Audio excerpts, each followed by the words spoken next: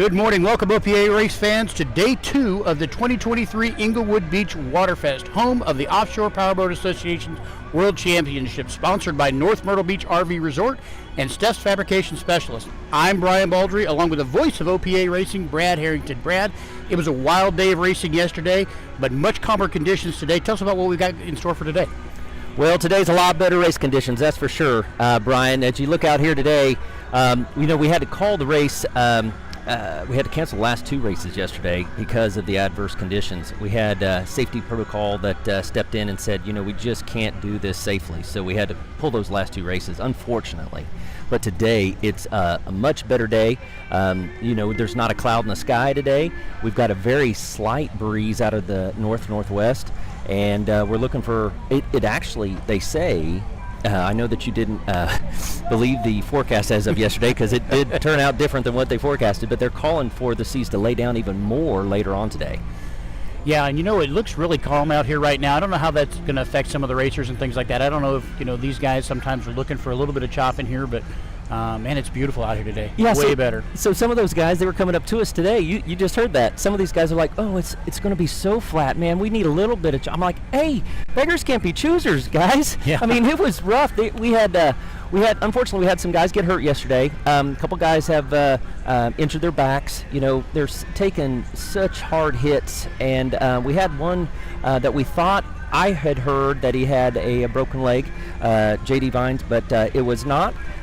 He had a cut, had to be taken by ambulance over and get some stitches put in his leg. But right. I heard that he was actually at the meeting this morning and is looking to get back in the boat today. Good. So that's great news. And there was a lot of equipment damage yesterday. We saw a couple of boats that had some, pretty significant damage. A couple of them may not make the races today, but it was a rough day for everybody. Equipment, people, personnel, the whole thing. So yeah, as we walked through the pits last night, I really thought that we'd have more boats that would scratch for today. And I only know of one boat that started yesterday that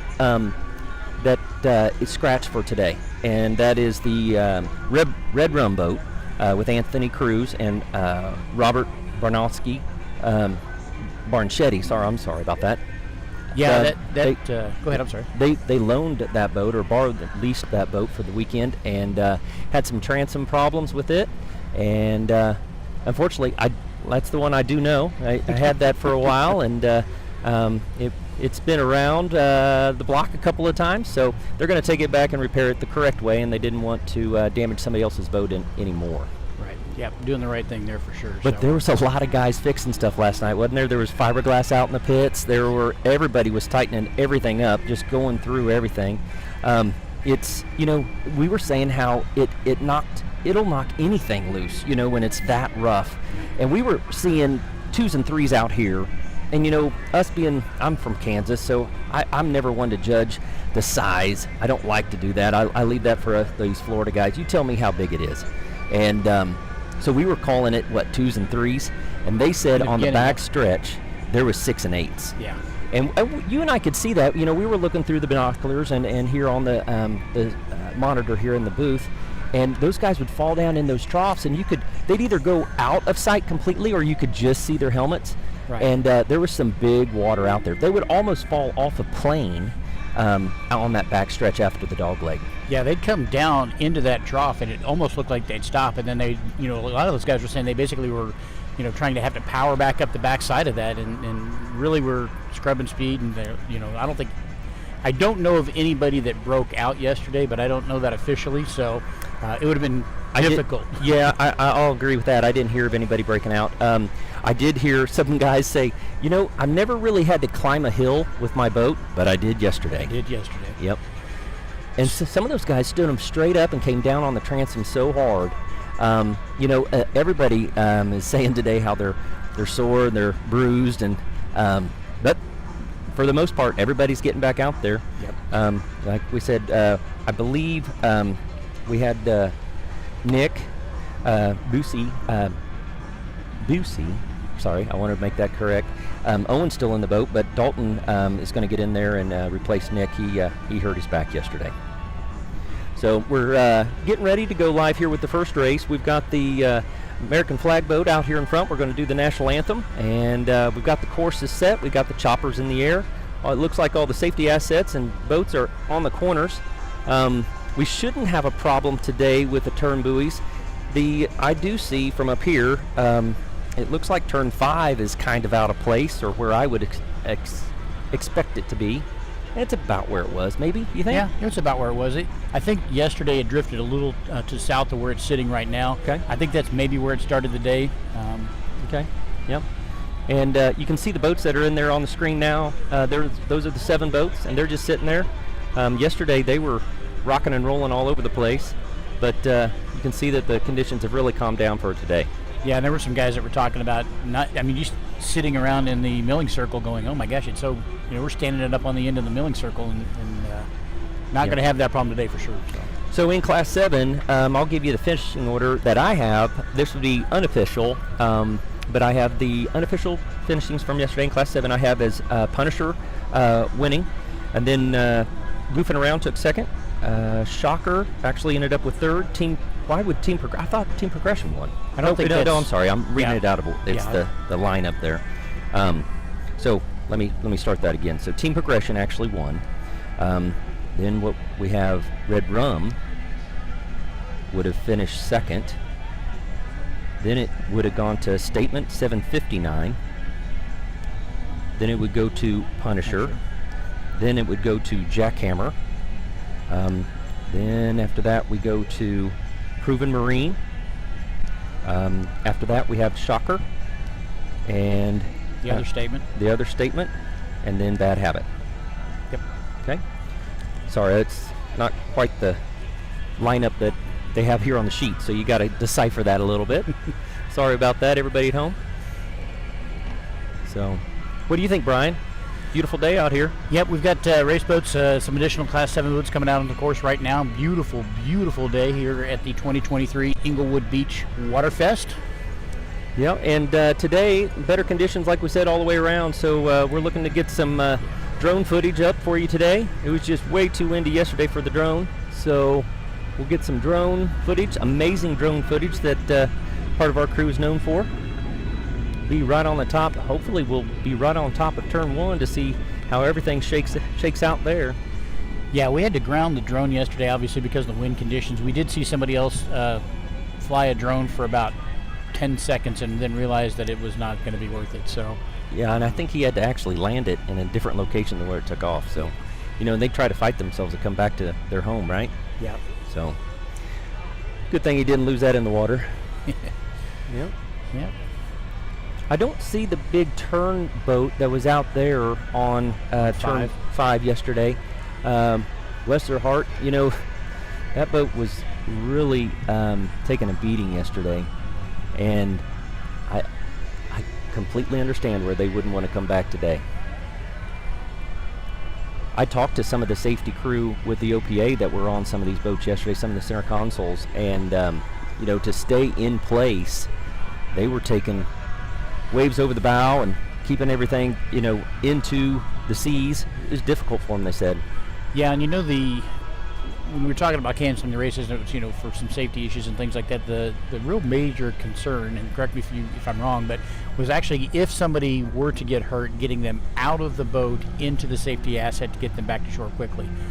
They were concerned about the ability to be able to do that and wanted to err on the side of caution and make sure that those people were safe.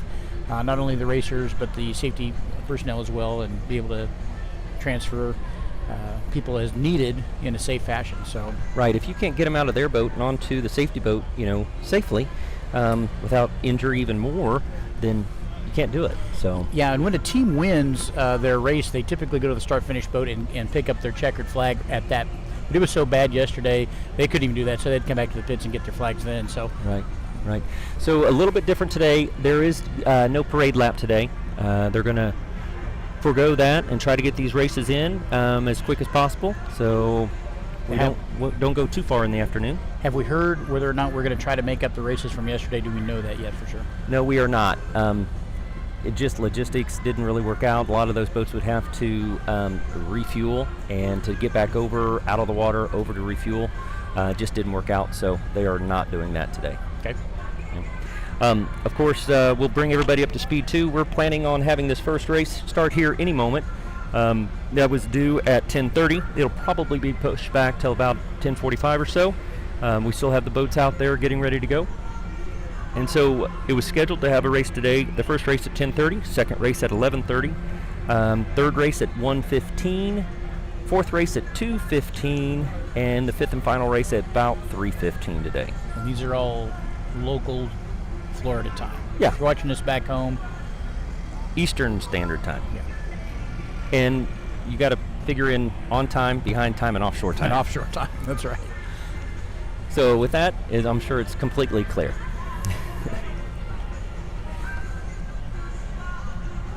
A lot of boats out there for Class 7. Yeah, but I'm just looking at the spectators here on the beach. People are starting to really shuffle in and fill up, and looks like there's a lot more people further down the beach to the north than there were yesterday. But still, a ton of people. But lots of places to come. So come on down if you're around. So yeah, come on down and enjoy this beautiful day. A lot of people walking the beach, just getting in, getting their chairs set, and sounds like they're going to do the welcome to the crowd, and the national anthem will be underway here really soon.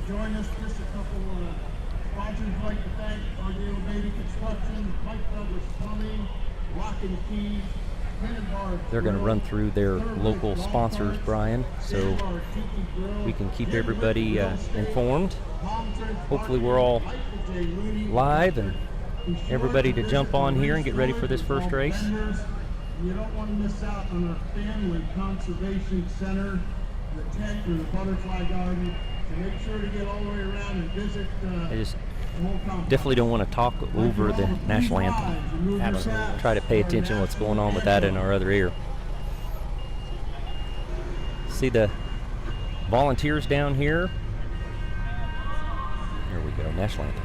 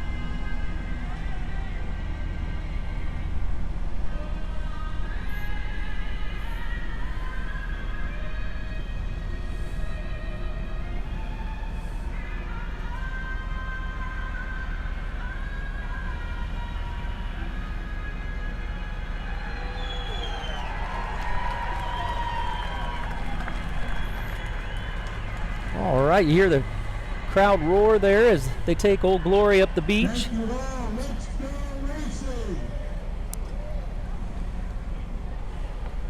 Okay, well, if you're just joining us again, welcome to the OPA, second day of OPA racing here at the 2023 Englewood Beach Waterfest. Let's start to, let's go racing, Brad. I'm excited. I don't know what to say. Let's go racing. It's okay. Calm down. It's just racing, man. Yeah, it's the second day here at the OPA World Championships in beautiful Englewood Beach, Florida, Sarasota Key out here. And it's a lot more comfortable up here on our perch where they have us with a bird's eye view of the course. It about blew us off this thing yesterday, but the conditions are so much better today. We're looking for a full day of racing.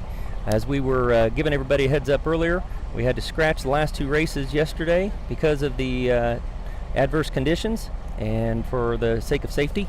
So we're getting ready to start with the first race of the day here for Class 7. And we only have one boat that has scratched in Class 7. Actually, I think that's the only boat that has scratched for the day, and that's the Red Rum boat. So unfortunately, that borrowed boat, they didn't want to do any more damage to it. They had a little bit of damage yesterday with the, I think it was on the transom. And yeah, so they scratched. They didn't want to damage that anymore, but they're going to take it home and fix it up right before they give it back. Yeah, they involuntarily moved the transom back to extend the boat a little bit. Yeah, by an inch or two. Yeah. Not horrible damage, very, very, very fixable. And those guys are going to take it home and do it right. And yeah, that's not how you really want to adjust the transom angle on a boat. It is not. You're right. Yeah. It's not the Turns out. best way to do that. So we got the pace boat here on your screen. The Donzi Center Console is going to take these boats up to the north end of the course into their milling circle. And like we said, mentioned earlier, there's no parade lap today. So they're going to get them all captured up, and we'll be underway here soon. So, Brian, pretty impressive yesterday how the Rileys really dominated this race. They really had the boat set up great yesterday. I know everybody's got a different setup today, moving weight around in the boat today. So, yeah, and I think that Dawson and Bo, I'm expecting those guys to put on a show today. I'm thinking that they're gonna be in. You think they're gonna be right there with Riley's? I think so. Is that what you're calling those 1-2? I am. Well, I was very impressed with the statement boats yesterday. You know, they were right there as well, and that's a classy operation with those two boats and the setup in the pits. Here goes the safety chopper past us, lower than our vantage point. Kind of cool. Yeah, Brian, you want to go ahead and give us a rundown of the finishing order yesterday, or the starting pole positions if you want to today? Yeah, let's do pole position. In first place, or on the pole, is 744 Jackhammer, Connor Langheim, and Robert Bryant. Then second position is going to go to the Punisher, Derek Dawson and Bo Pirtle. Third is going to be 759 Statement Marine with John Lazzetti and Jerry Harmon. And number 4 is going to be, well, it would be Red Rum, but it's going to move up to Team Progression, is going to be in position 4 with Joe Riley Sr. and Jr. Yep, and then position 6 is 747A, the other Statement Marine with Dalton. Now this one's a change, right? Dalton was not in the boat yesterday. Yeah, he's replacing Nick Busey in that boat today. He wrenched his back, they said. So Dalton's going to step in his place. So Dalton and then Owen Bose as well. Yep. And then we have Shocker is going to be with Ray Evans and Chris Colson. Yep, and then 747 Bad Habit with the Connollys, or the Donnellys in there, Candace and John. Yeah, the only mother-son team we have out here today. Very cool, great team. Then we have a team 746, Proven Marine, with Greg Butler and Joel Morosky. And then 701, Goofing Around, Matt Lauer and Joe Lauer in that boat there. Yeah, when I talked to them a little bit earlier today, they were pretty sore. So we're looking for a much smoother race today. Poor guys were beat up pretty good yesterday. And Class 7 is scheduled for 5 laps today on our 4.5 mile course. For a total of 20 miles.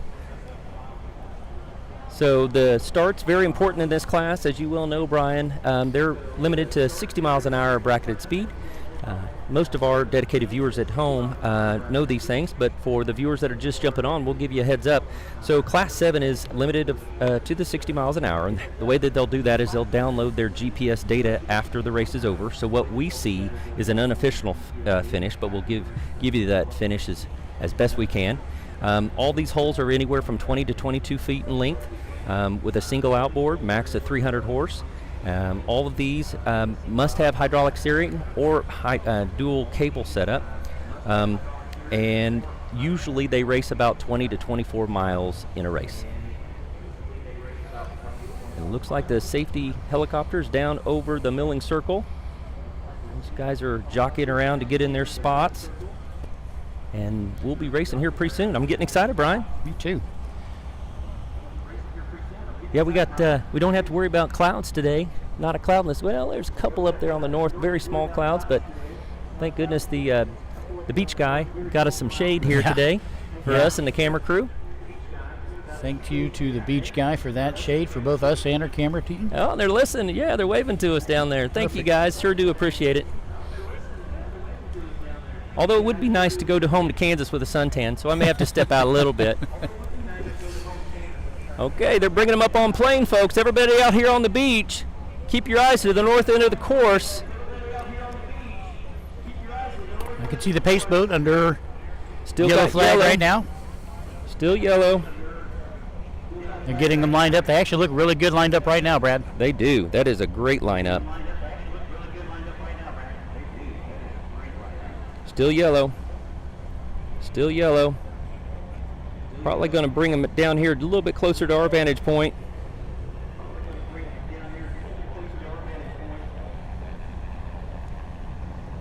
Everybody's holding their breath, getting in line. Got one boat that's green, we're racing. Underway here at the 2023 Englewood Beach Waterfest for the OPA World Championship. Those guys jump up to their bracketed speed. These guys have to be careful. This is where a lot of guys break out. Today is breakout water. Definitely, Brian. Yep. Everybody's going to be glued to that screen on the dash. Make sure that they're not going over 60 miles an hour. Yeah, we didn't really have to worry about those guys breaking out yesterday, but you were absolutely right. Today is the day if it's going to happen. So in these lanes, Brian, they have to continue and stay in these lanes all the way around turn one. So it's a very spread out, and you see it pinches down there for turn one. Oh, we got some guys kind of on the inside of the course. Yeah, going around some of the safety equipment. I think that's the pace boat that's there that they went around. Oh, yeah, nope, maybe that's not that. You're right. My bad. I'm going to watch that turn one. Yeah, with those guys going way on the inside of that course, they need to remember to got to stay in their lane, and that's going to make it a little tough going around corner one. And even if you are the first to the pin and you're in position 3, you got to leave room for 1 and 2 on the inside of you. Yep. But those guys say these boats are only 7 foot wide, so if I'm in position 3, I only need to, or 4, I only need to leave 21 feet for them. So, yeah, it makes it tight, man. They're going to want to find every inch on that course if they can.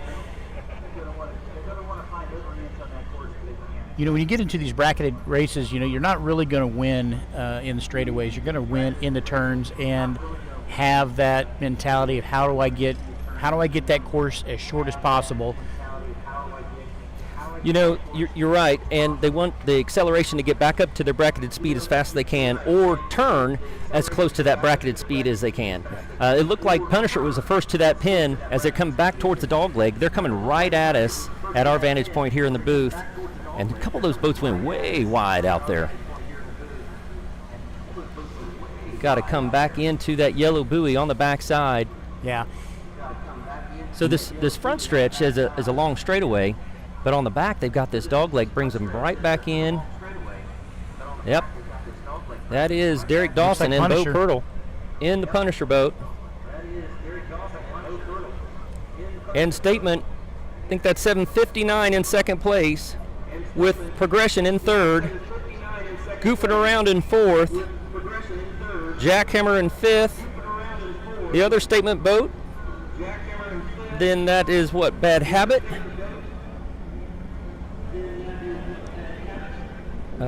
Then that's the Donnellys there, and the very back boat. I can't see exactly which one that one is. Punisher just got past. Shocker. Oh, it did. Wow, those guys are taking off. There are some rollers out there, aren't there, Brian? Yeah, there are. It looks like maybe it's a little rougher out there than we thought on that backstretch. Coming around turn 5 right now. See how this shakes out. Wow. Yeah, Punisher dropped off to third. Yeah, they got something going on. Yeah, and now fourth. So that is the Statement Marine.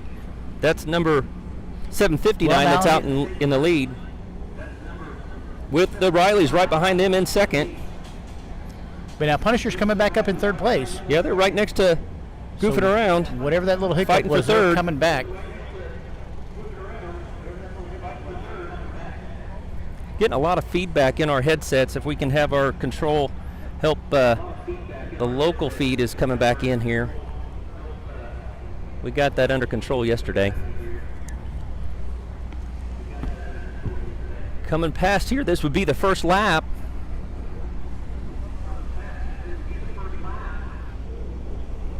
With number 759, Statement Marine in the lead. The Rileys are right behind them. About, what would we call that, 8 boat lengths? Punisher has moved up into third. Goofing Around in fourth. Other Statement Marine is a little bit to the outside. 747. And Jackhammer's moved up into 6th spot.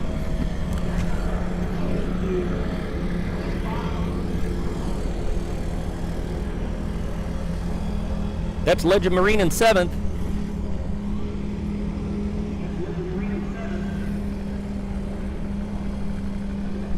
I'm sorry, Proven Marine. I thought it said Legend Marine there. The Donnellys are coming up. They actually have a borrowed motor on there. Derek Dawson from Lake of the Ozarks brought down a motor for them to use this weekend. And the Shocker's right there next to them, battling it out. They're having a blast. Shocker changed up their stable a little bit. They got rid of the canopied boat, and they have this boat here in Class 7, and they also have a boat in Class 5, I think. Will be a twin-engine Nitra that they bought. Twin outboard, yeah. Twin outboard, yeah, 29 Nitra on that one. Those are very narrow boats from Sweden. Really cool, stealthy boat. And those guys are, well, I was trying to find out. It looks like Shocker and Ken and the Donnellys are still just neck and neck right there coming down here into turn 1. See the bumps back there on the back stretch? I was just going to say, we're catching a lot of air back there between 1 and 2, so it looks like it may be just a little bit rougher out there. Looks really calm from our vantage point, but as we see the boats come around and catching a lot of air with a lot of spray underneath them, it's probably a lot rougher than we think. Yeah. Not nearly as bad as yesterday, and the speeds are going to be considerably faster today as well. So it's very calm compared to yesterday. However, it's not completely calm. True. Yeah. There's going to be rollers out there and some holes. These guys, this is a great vantage point as well. These guys are coming back down into the dog leg, headed straight for us. That is still Statement Marine out front. Progression is still in second place there as they go around the dog leg. Goofing Around and Punisher are side by side still, with the other Progression or Statement Marine behind them. They're waiting for, hoping that Goofing Around and Punisher will slow down, fighting each other, and then Statement can go ahead and make a move.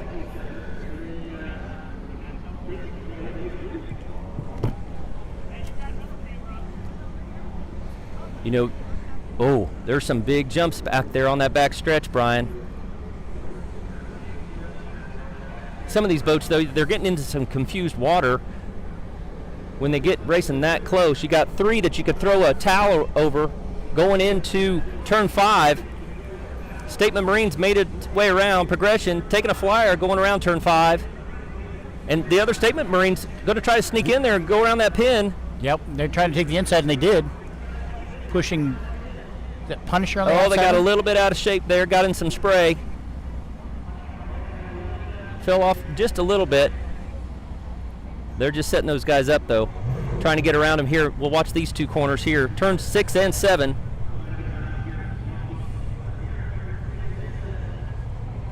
This will be lap 2 of 4? 5 laps today.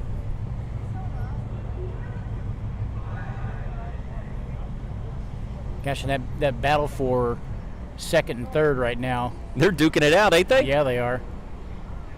Goofing Around is still in third place. Punisher's just on the inside there. And the other Statement Marines taking a little bit of a hop there. So Statement Marine and then Team Progression. Those are our first and second right now.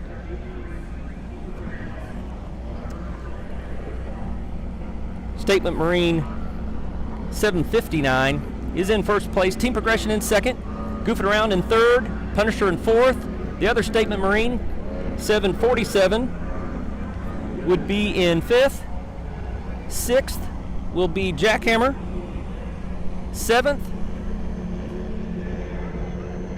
Team 746, Proven Marine. As they come past the start-finish boat.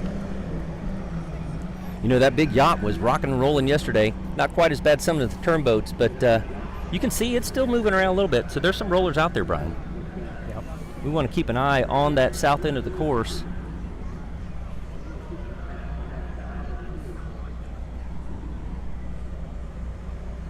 On the screen now, you have them going down to the turn one. Statement Marine is still out in the lead, looks like.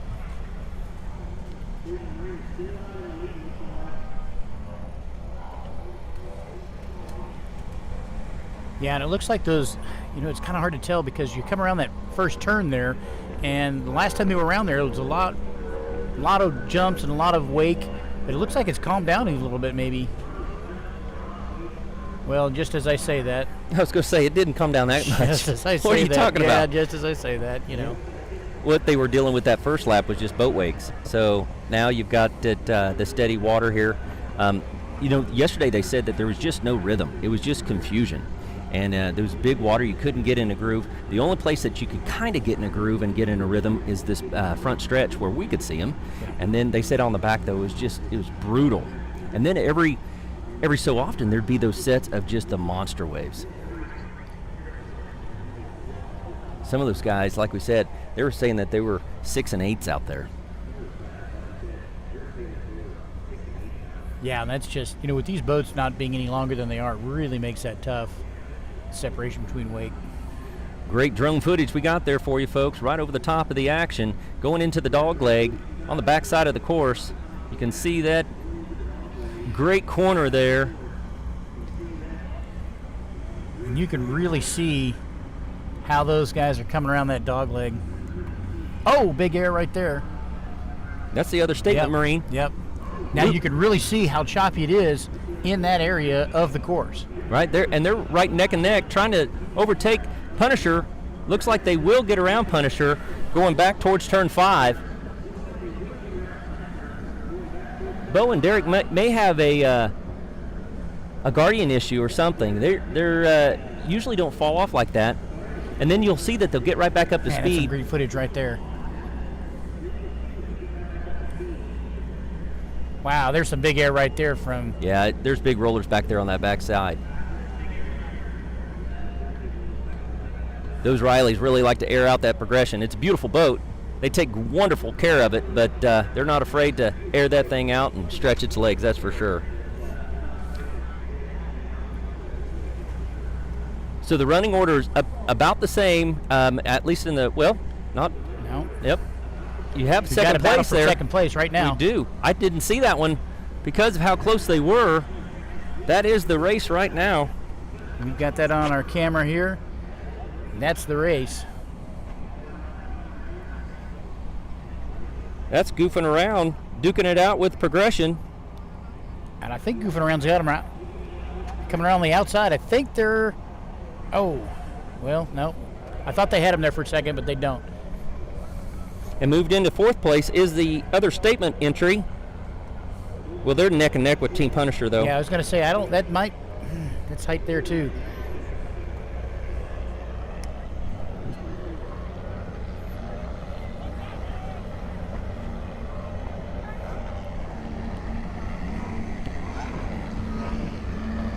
There's Goofing Around, going around the Rileys, right in front of our booth.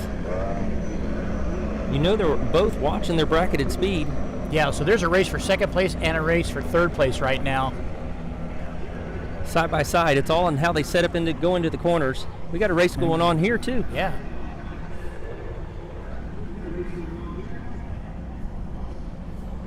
between Jackhammer and Proven Marine. Most of these boats do have the Mercury 300.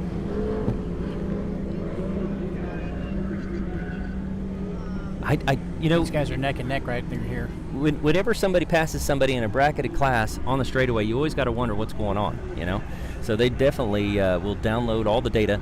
They'll be able to see, when they do that, they can see every segment on the course, and if you go over your bracketed speed for more than 3 seconds, then boom, you're out. They do allow you some spikes in that GPS speed. Yeah, you can break out just not longer than 3 seconds. Right. And it's not accumulative. So you can go above the bracketed speed for 2.5 seconds, bring it back down, then you could do that again, as long as you don't do it for longer than 3 seconds. Yeah, there's some flyers out there. They're taking hops. These bigger boats later on today will be some great footage. All the way out there on turn 3. Seems like a long way out there to turn 3. It's supposed to be as far out as turn 5, but it seems longer to me. I guess it's just because it's farthest from our vantage point. That's the one that broke loose last year, started drifting all the way out towards Cancun, they said. Yep, here's another great shot of the boats coming at us. Oh, this is going to be great. We got the drone out there for the dog leg. You can see the rollers out there, Brian? See that on the screen? Yep. You can see them jumping right there. Yep. If you watch these, this is where throttle guys really have to have their A game on today, because they want to make sure that they have enough speed to get around those and keep gaining on their competition, but not break out at the same time. First, second, and third are really close, too. Goofing Around is in second place. Looks like they've got, something maybe for the statement boat that's out there in the lead. Those Lowers know how to turn that boat for sure. Progression's in third, the other statement in fourth, with Team Punisher now in fifth, about a boat length behind the second statement boat. Then they both take big flyers there. Statement Marine still, see they get separated just a little bit there. Progression's going to try to come up on the inside of Goofing Around as they go into turn 5.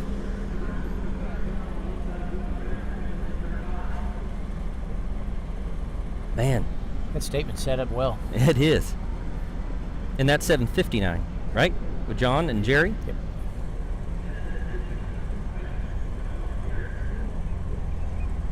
They have an amazing setup over there in the pits. Looks like they got a support trailer that could fit both the boats on the inside of it. Looks like they probably brought back up everything. They come around here back towards the beach. Boy, it's pretty close here to the beach. Great for spectators here at Englewood Beach, Florida. On turn 6 and 7 there. Flowers are right there on the pin. Shortest way around the course. That's the only way you can make up the speed.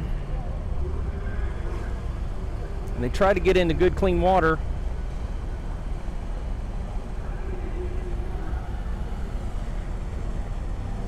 Statement Marine still in the lead here for Class 7. Goofing Around right behind them.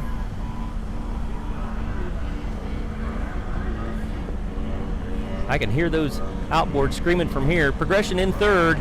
Other Statement Marine in fourth. Punisher in fifth. That running order is about the same as it was before in the last lap. This would be lap 3, correct? Yes, I believe so. These guys are, looks like there's a battle for first place now at this point. Yeah, the angle away from our camera here. We'll be able to see that. Hopefully we can get the drone back up and over that way. Proven Marine coming past the start-finish boat here. What do you see down there on that end of the course, Brian? Well, I'm looking to see, can't quite tell if second overtook first or not. It looked like that statement boat was having a little bit of problem coming down the straightaway for some reason. I'm not sure if they've lost a little speed or what. it's hard with the glare, and that glare shifts farther out onto the course as the day goes on down here in beautiful sunny Florida. But everybody here that's listening on the beach, Yeah, so the Statement Marine... try to give everybody a heads up of what the running order is down there on that south end. So the Statement boat did pull out in front, but now... Goofing Riley's around's come right back there out, on yeah. their hip, within half a boat length. Watch this corner. They're neck and neck going into that turn 3. Oh, pushes him out wide. Now they both go pushed out real wide and hosed him down a little bit there. Now goofing around, if they can get up next to him, they'll have the inside line on the dog leg. Lowers are not afraid to put that boat in there either.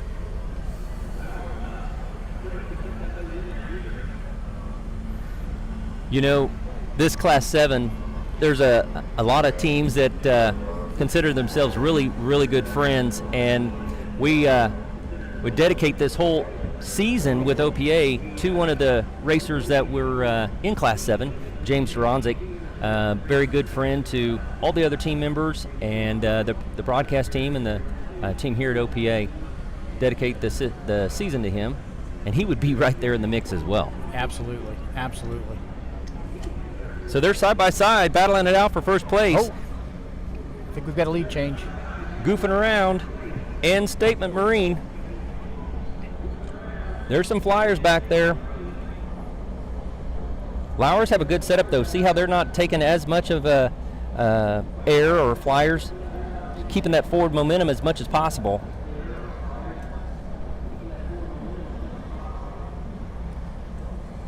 And the Rileys are still in third place. Team progression. The second Statement Marine would be in fourth. Punisher would be in fifth. Just about the time you think Goofing Around gets past him, Statement Marine pours it on. Yeah, watch that, Brian. In that corner. This would be, I believe this is the fourth and final lap. I see Dee out there on the start-finish boat with the checkered flag in her hand.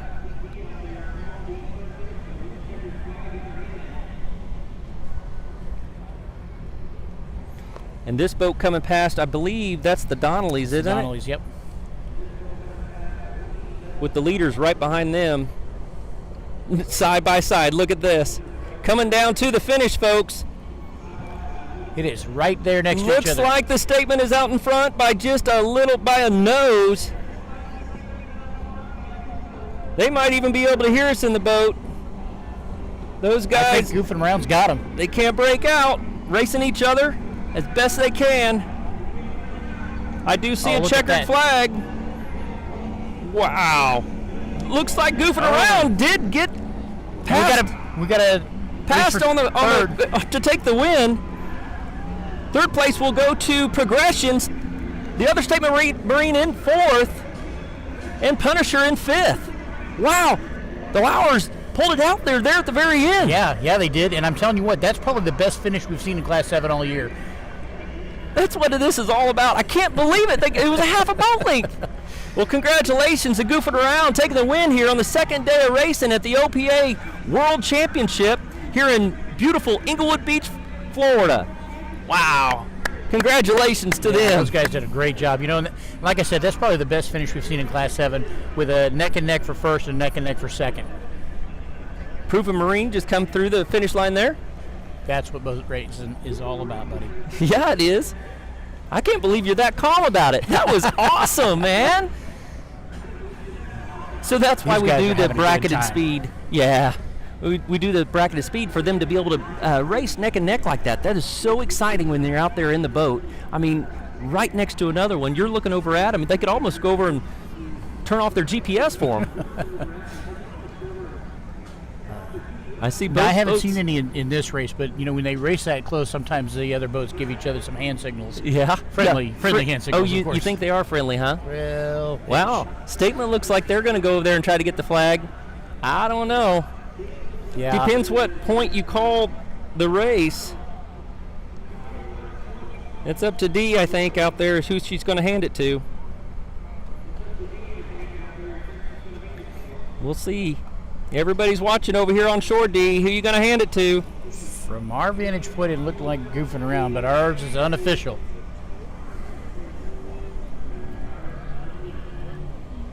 I don't know. We've got some great drone footage here of the presentation. Nope. I don't think she handed it to him. Not yet. Not till we're done. She's still got to wave it for the other finishers. Got a couple other boats still out there on the course making their laps.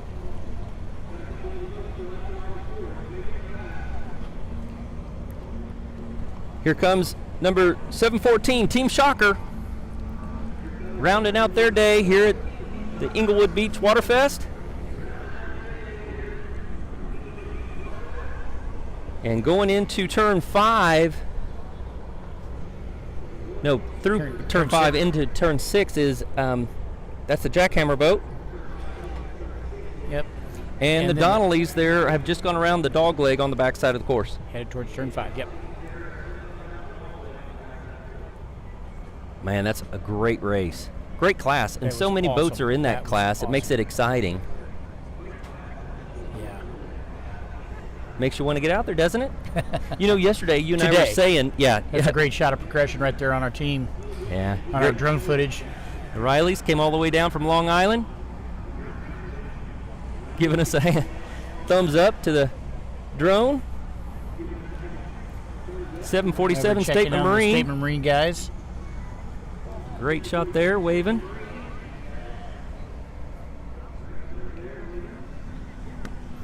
So yeah, yesterday I was saying, doesn't look too fun out there in some of these smaller boats, but today, man. Today would have been a fun day to race. I'd jump in any of these today. Shocker guys.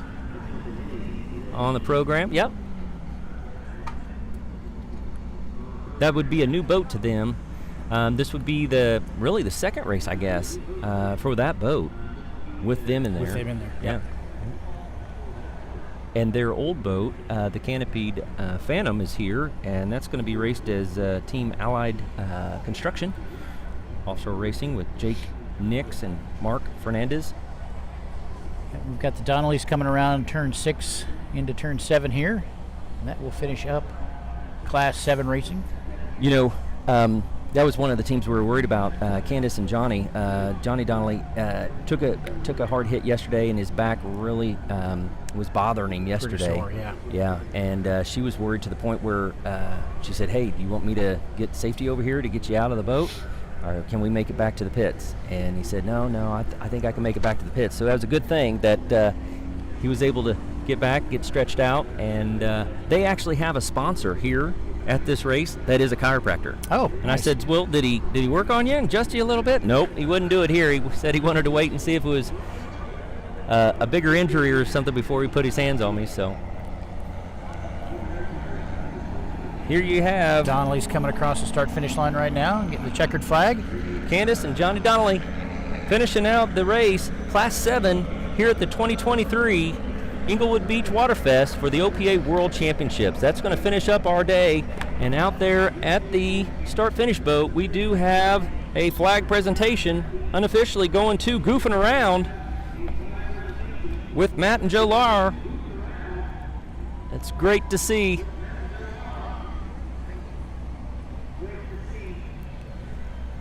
Great showing for that team. Where'd they finish up yesterday, Brian? Let's see. You got that right there. Goofing Around. They were lower in the pack yesterday. Found some speed somewhere. Yeah, they did. I don't know. They would have been like 7th or 8th, I think, yesterday. They didn't invert the start, so we can't look at that. We got to get our calculator out here and figure out exactly their finishing order. I think they were more like 9th or 10th yesterday. Okay. And so I don't know for sure, but I'm going to say unofficially, I'm going to give you my take on how the points end up. So that you don't, at the World Championship, get an extra point for every boat that you beat. It's just a combination of your finishing order on the first and second day. So, you know, usually during the the course of the season, if you had 10 boats in your class and you finished first, then you would get first place points, 100 points usually, plus your 9 extra points for every boat that you beat. And coming past the beach here, give them a big wave. Congratulations to the Lowers and goofing around, taking the win today. Looks like the cowling's off that boat, Brian. I don't know where that ended up, but that motor looks like it's pretty naked out there. Some carnage. Congratulations to those guys. Yeah, it looks like they did come in at 10th place yesterday. So they found something. They made some changes, Yeah, from last to first. Yeah, and that you get that information from yesterday, and really what can you do with it? With the conditions being as bad as they were, it's kind of a scratch day as far as trying to figure out what props to use for today and stuff. So Yep. So the second race is going to be coming up here soon. It's local time is 11:15, and we're going to be taking the second race. It's scheduled for 11:30, so we got a little bit of a break here. So we're going to jump off here and be live again here with the commentary and keep everybody up to speed. Give you a rundown for Class 6 coming up very soon. So thank you for joining us, and stick around. We'll be back shortly.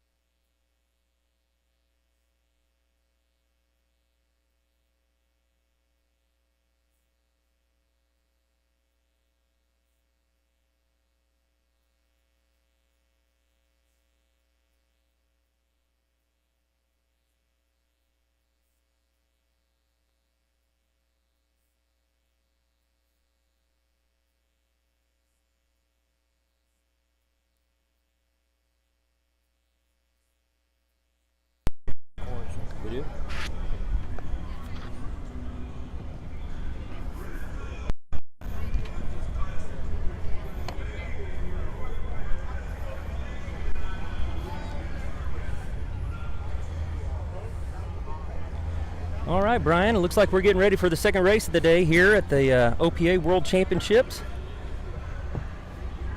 for the Englewood Beach Waterfest, presented by North Myrtle Beach RV, Dry Dock Marine,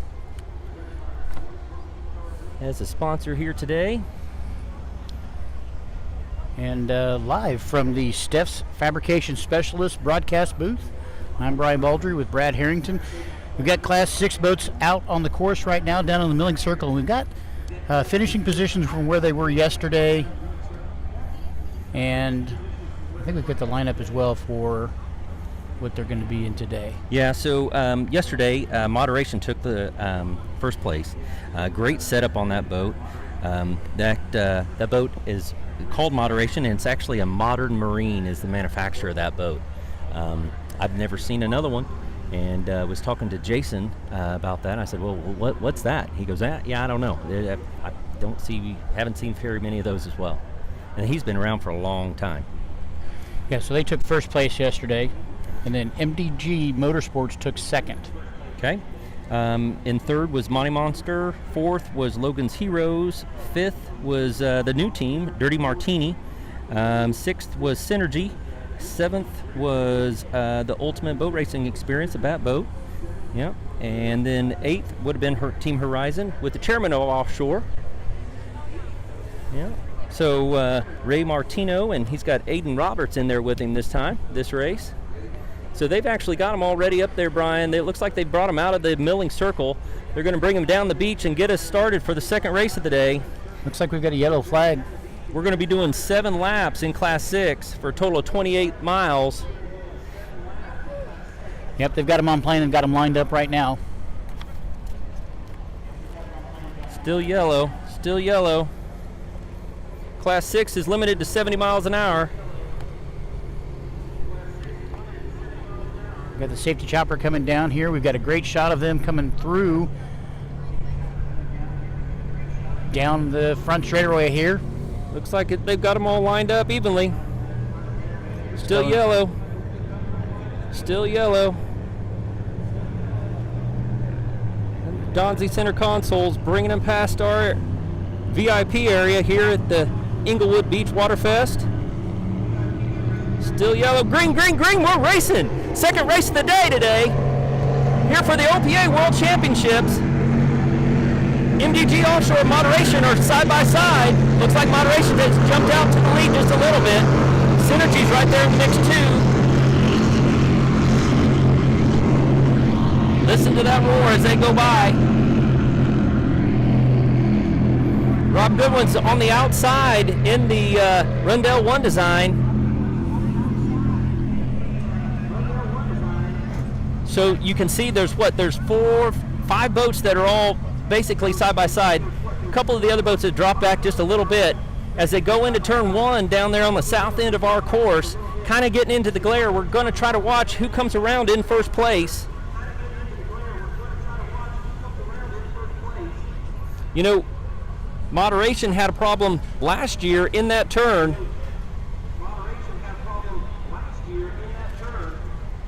Wow, they're still neck and neck. Sure enough, Yennet. It's hard to tell, but it looks like they are having some of the same type of big wake out there that we saw the Class 7 boats. Money Monster is definitely in third. The two battling it out for first place, I can't even tell who that is. It looks like it's MDG Offshore and Moderation. I believe you're right. I believe MDG's on the outside. Actually, no. Moderation, the black boat, is on the inside, and you know that's where Mikey McColgan likes to be, on this way, as he gets in right around the corner on the pin.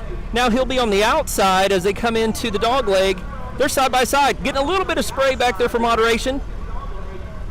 Oh, Moderation jumps up. Oh, they're right next to each other. They get any closer, they're going to be swapping paint. Moderation goes through the spray, trying to go to the outside.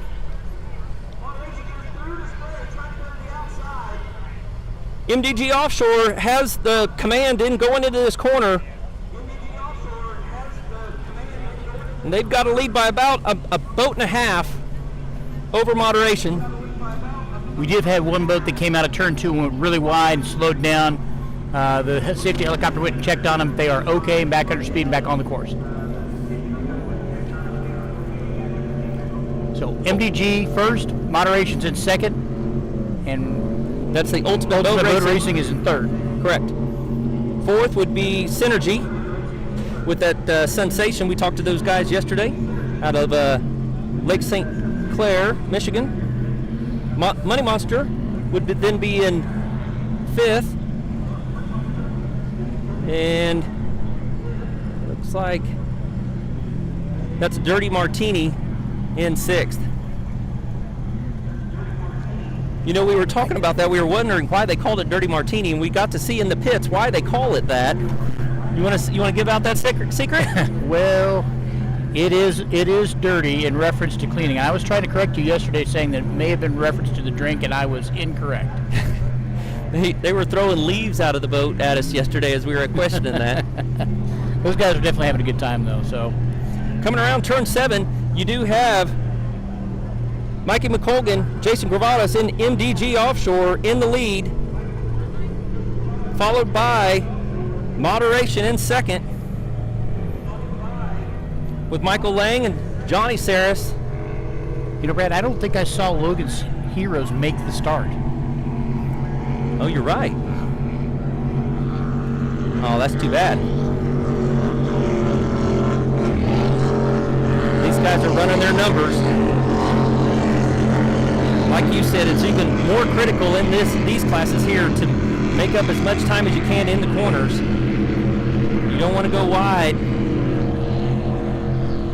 and throw extra distance on these courses. You want to go as close to the pin as possible and maintain your speed. And you know, some of these boats can carry speed around the corners. Some of them, you know, do have to back off a little bit if they're going to try to go hard into the pin.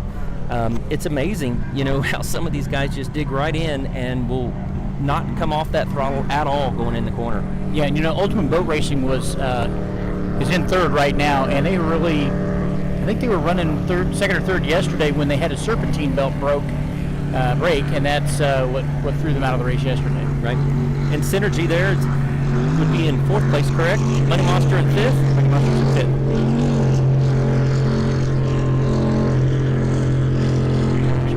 Dry exhaust. Money Monster may be in fourth. Nope, you're right, fifth.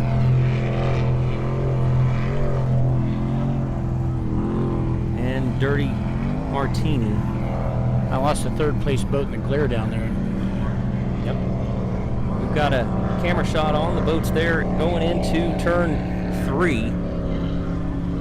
Looks like it's still MDG Offshore. Oh, big spray out there. They're hitting some of those big rollers. Moderation digging in around that corner.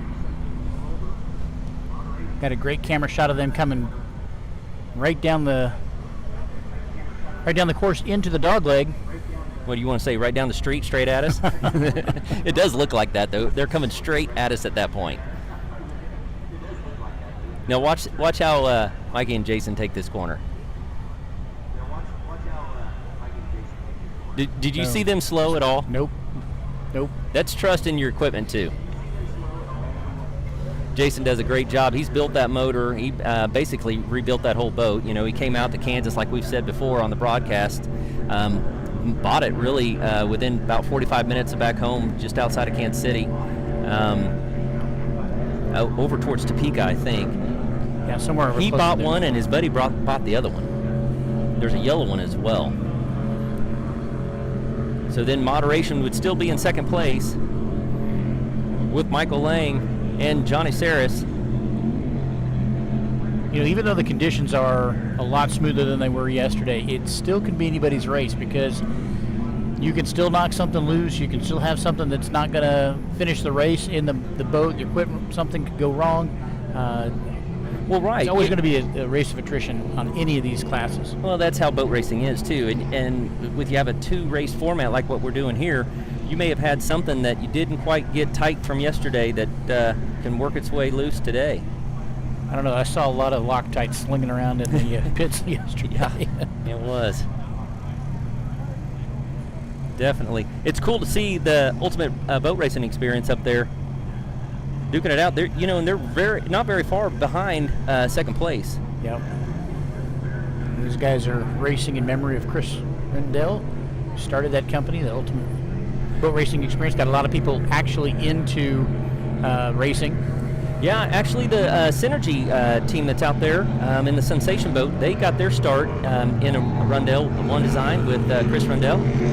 And he started a lot of people. It's awesome that he did that and introduced this sport so many different ways.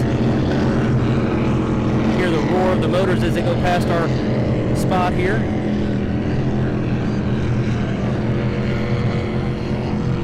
Got awesome drone footage there. Great shot of the what we call a bat boat. A lot of people do, but unfortunately, but we have to be careful because we do have a Class 2 boat here today that is painted like a Batman boat. So that's the one we'll call Batman boat. And the Rendell One design, Rob actually ended up buying the rest of those from Chris's estate, and he's going to go through those and try to continue that legacy that Chris started with the Rendell One design and Ultimate Boat Racing Experience, to where you can lease that boat. So anybody out there on the beach or listening at home, you want to race next year, get a hold of Rob. You can lease one of these boats that he's got in his stable to come race with OPA next year. Because that's exactly what this boat right here, Team Synergy, did. They used to race there, and now they bought their own boat and are out there racing on the course here at the World Championships. Got our camera shot of the boats coming around turn 2. Money Monster, you can hear it in the background. It's got a monster motor, that's for sure.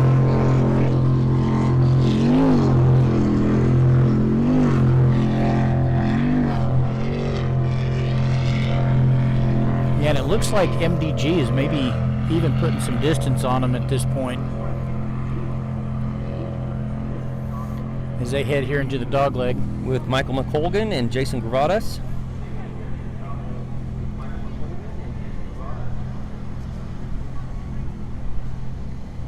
And Moderation looks like it's still in second place, number 609, with Michael Lang and Johnny Saris.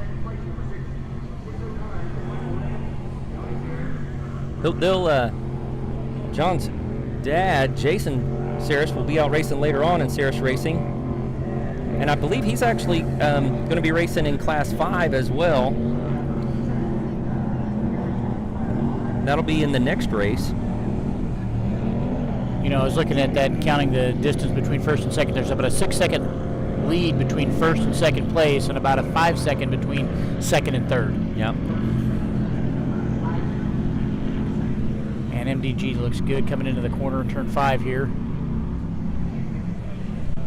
They sure do. I think those guys have got that boat figured out for today. I think they're going to... Oh. Where did they finish yesterday? MDG Offshore, they were second yesterday? Yep. And Moderation was first.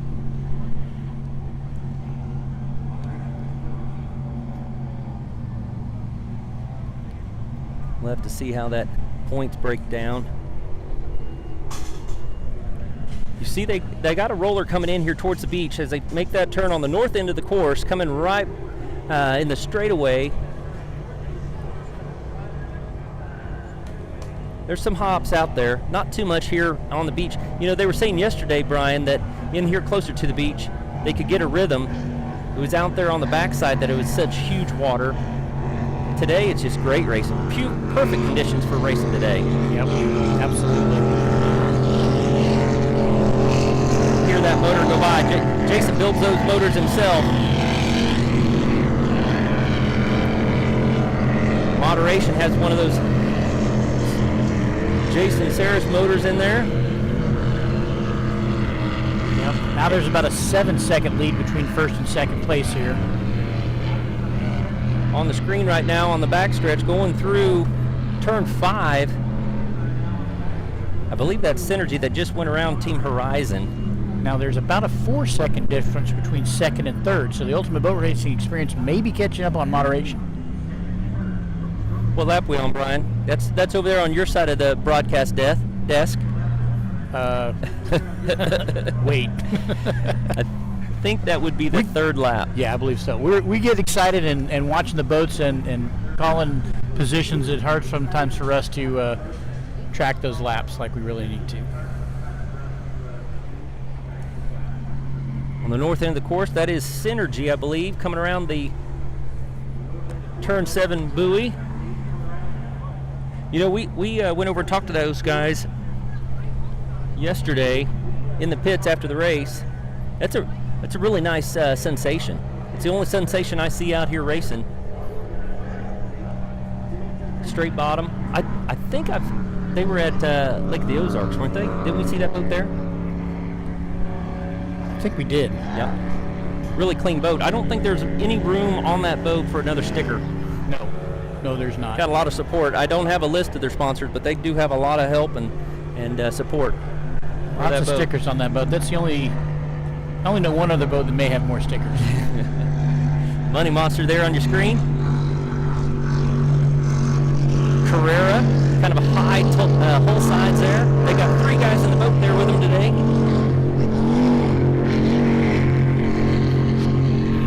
Tim Valenberg, Kip Muller, and Cliff Shaw in Money Monster. On the back stretch there, they're zooming in. I think that's the Dirty Martini. Just goes past the top of that start-finish boat. Yeah, they've lost some speed today, kind of off the pace. Yeah, they're getting ready to get passed by MDG. Yeah, who has not lost any speed today. No, they have not. Great showing for them. Now, we had that as how many laps are they doing? 7. 7 laps. I don't see a checker flag out anywhere, so I believe you are correct. We still have more laps to go. I did see Dee out there on the back of the start-finish boat, but I wanted to make sure. She looks like she's just keeping track of everything. MDG turning around turn 6 and 7 right now, coming back through the straightaway. Great shot of them coming around turn 7 and just not even letting off at all. Yeah, did you hear that? Yeah. You can hear it. That they didn't let off that throttle at all, not one bit. The pitch of that motor, you didn't hear it change at all. Moderation coming around. I think he's got that thing just bungee strapped to the deck. It sure looks like it. Great showing today. I know Jason does a lot of work on that boat. It's a great shot of him right coming across the... You know, they were saying that yesterday they put a new alternator on it last night. They were having a short somewhere, and it was to the point where they was shorting out to their microphone in their helmets to their lip. Yeah. Giving them a shock. I said, and Mikey was the one telling us that. I said, I think Jason just rigged it up like that to shock you, to keep you quiet in the boat. It only shocks him when he talks. That's right. So just be quiet. It's a good shot of Dirty Martini rolling by. You know, those guys, even though the waves were really, really bad yesterday, those guys did a great showing yesterday and another one today. I mean, they're off the pace, but yeah, now, first race. They were from up in Michigan as well, right? They said they bought that boat last year off of Craigslist and got it put together, and here they are. And had a small meltdown on the way here with a truck issue, and they had to rent a truck to get here. A U-Haul truck to get here, which, you know what? You got to do what you got to do if you want to go racing. Yep. And they had some... a little bit of damage on the inside of the boat yesterday. They were patching it together, and they said this winter they'll go through it. Had some, not bulkheads completely break, but they had some little things bulkheads. loose. Yeah. We're going to glue it or tape it back together, they said. Wow, it's really stretching out between the leaders here. On the screen right there is Team Horizon with Ray Montino and Aiden Roberts. That beautiful Donzi. Great footage of that boat. Anthony Drone Smith shot. power in that boat.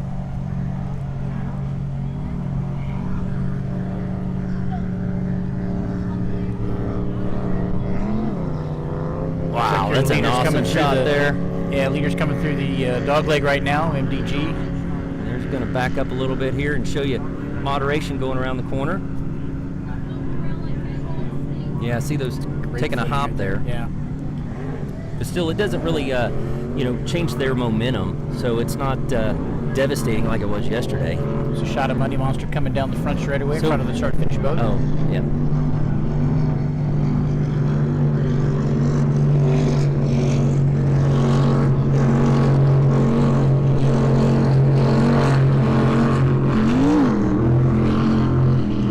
About a 14-second lead between first and second. And about a 10-second lead between second and third.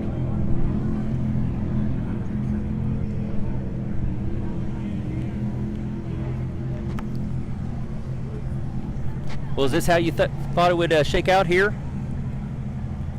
In this race? I knew MDG was going to put on a show today. Honestly, it could have been anyone's race between those two boats, but you can't count out the Ultimate Boat Race experience either. They had some high hopes for this race as well, and doing great. Third place. And so now you have a race boat back home that starting to put together. Are you eyeing Class 6 or Class 5? Well, it's been a Class 5 boat, and I think that's where we're going to be with it. Okay. Well, both classes are highly competitive. Yeah. So doesn't matter where you end up, it's going to be tough. Yeah. Class 5 and Class 6 are tough. Is that just on the chip? That's sputtering a little bit. That's sputtering. Yeah. That's MDG offshore. That's MDG offshore. I'm hearing that boat sputter a little bit. I don't hear any problem with moderation. I don't hear anything. Yeah, they've gone from with that 14 seconds to 8-second lead. So moderation may be closing that gap if MDG's having some issues. Yep. And Ultimate Boat Racing experience.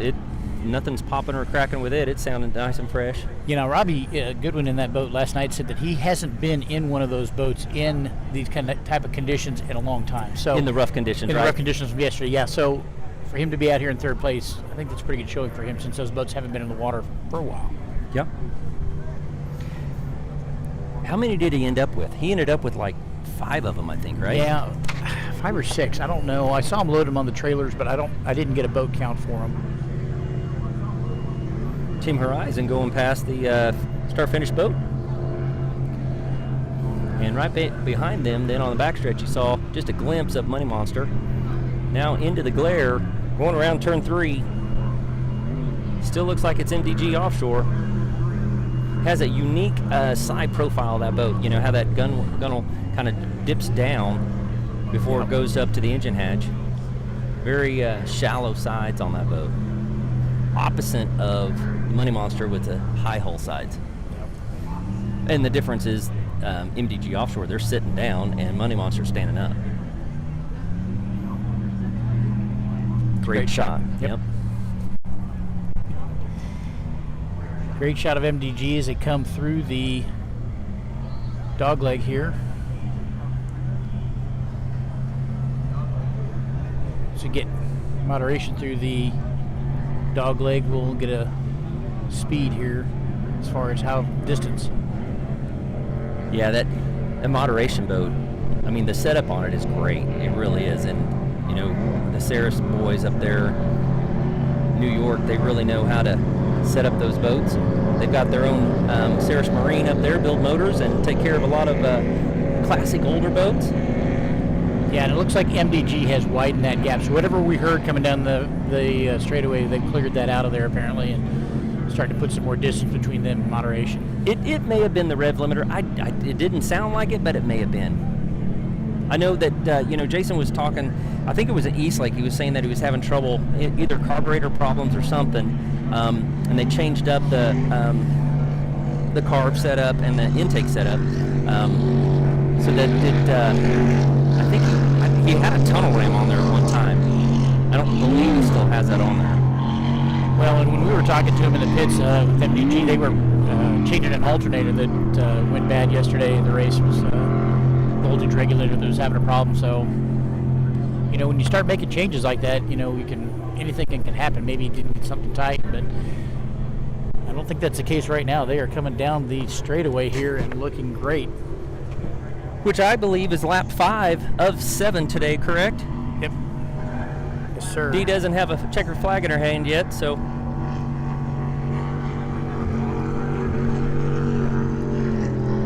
Great shot there. The protector boat. Protector hull.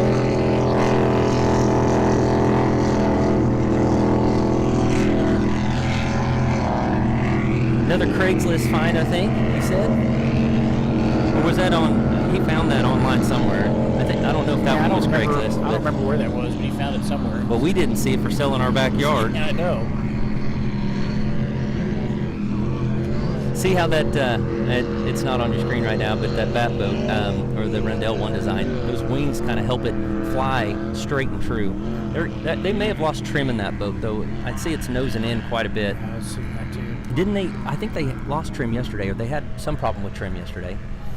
On the backstretch, going into the back dog leg, you got two boats pretty close together. Is that?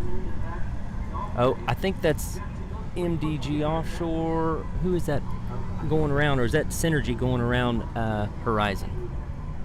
I think that is Synergy going around Horizon. Okay, I was making sure that wasn't the leaders swapping position. Synergy going around Ray Martino in the Horizon boat.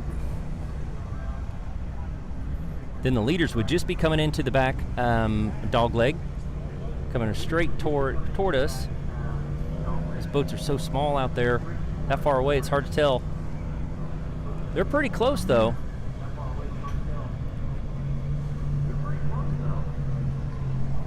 Get my binoculars out and see. That's no, that's Money Monster. Yep. Coming around Dirty Martini, I believe. Correct. That is correct.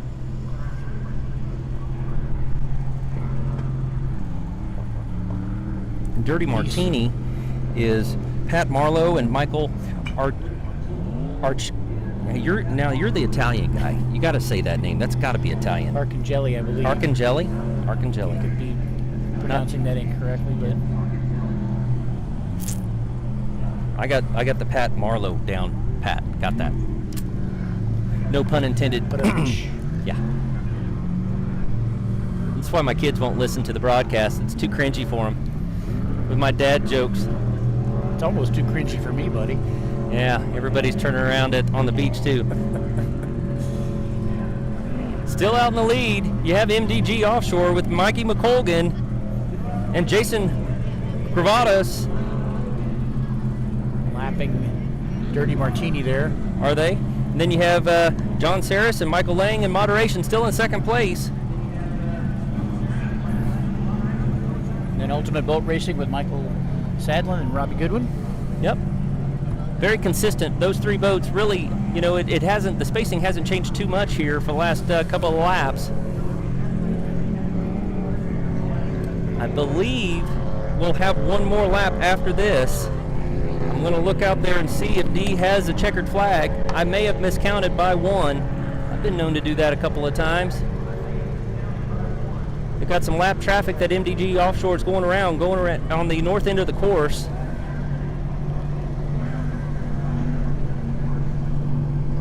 They'll make the turn and head right in front of the beach here at Englewood Beach Waterfest, presented by North Myrtle Beach RV. Okay, we've got a checkered flag out here on the... We do have a checkered flag, huh? Wow. Great showing today for Mikey McColgan and Jason Gravatas. Congratulations to MDG Offshore taking the win today in Class 6 at the OPA World Championships Day 2. Now they're going to have to, unofficially, they'll get first until they get their GPS read. Coming in second place is Team Moderation with Michael Lang and Johnny Saris in Team Moderation, of course. Then this boat coming past our vantage point right now is actually lap traffic with Team Horizon. They'll have to go around the course one more time. Taking third place is the Ultimate Boat Racing Experience with Michael Sadlin and Rob Goodwin. Great showing for them. Like we said, you could be racing in that boat next year if you wanted to. or one just like it. They've got a couple. So that's all going to come down to points on who's going to take the world championship, but there is a case where you could lose the battle but win the war. So they're going to come over to the start-finish boat, but Mikey and Jason, sorry about that, will be able to go over and take the checkered flag today, take it back to the pits. Do a parade lap, hopefully. Oh, yeah. Sure they will. In front of the fans here. But like we said in the first race, we've got to wait till all the other boats have completed their laps. Yeah, it looks like Synergy's coming through the dog leg right now. I think once they come around, their race will be done. I believe Money Monster's behind them. Yeah, and Team Horizon may then pull in. I believe they'd have to do 2 more laps, Team Horizon would. Yeah, I believe so. By my calculations. But they'll probably go ahead and call it a day.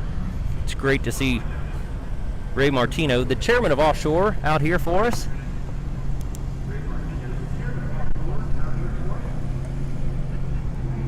Have you got a chance to talk to Ray? He's a great guy. Yeah.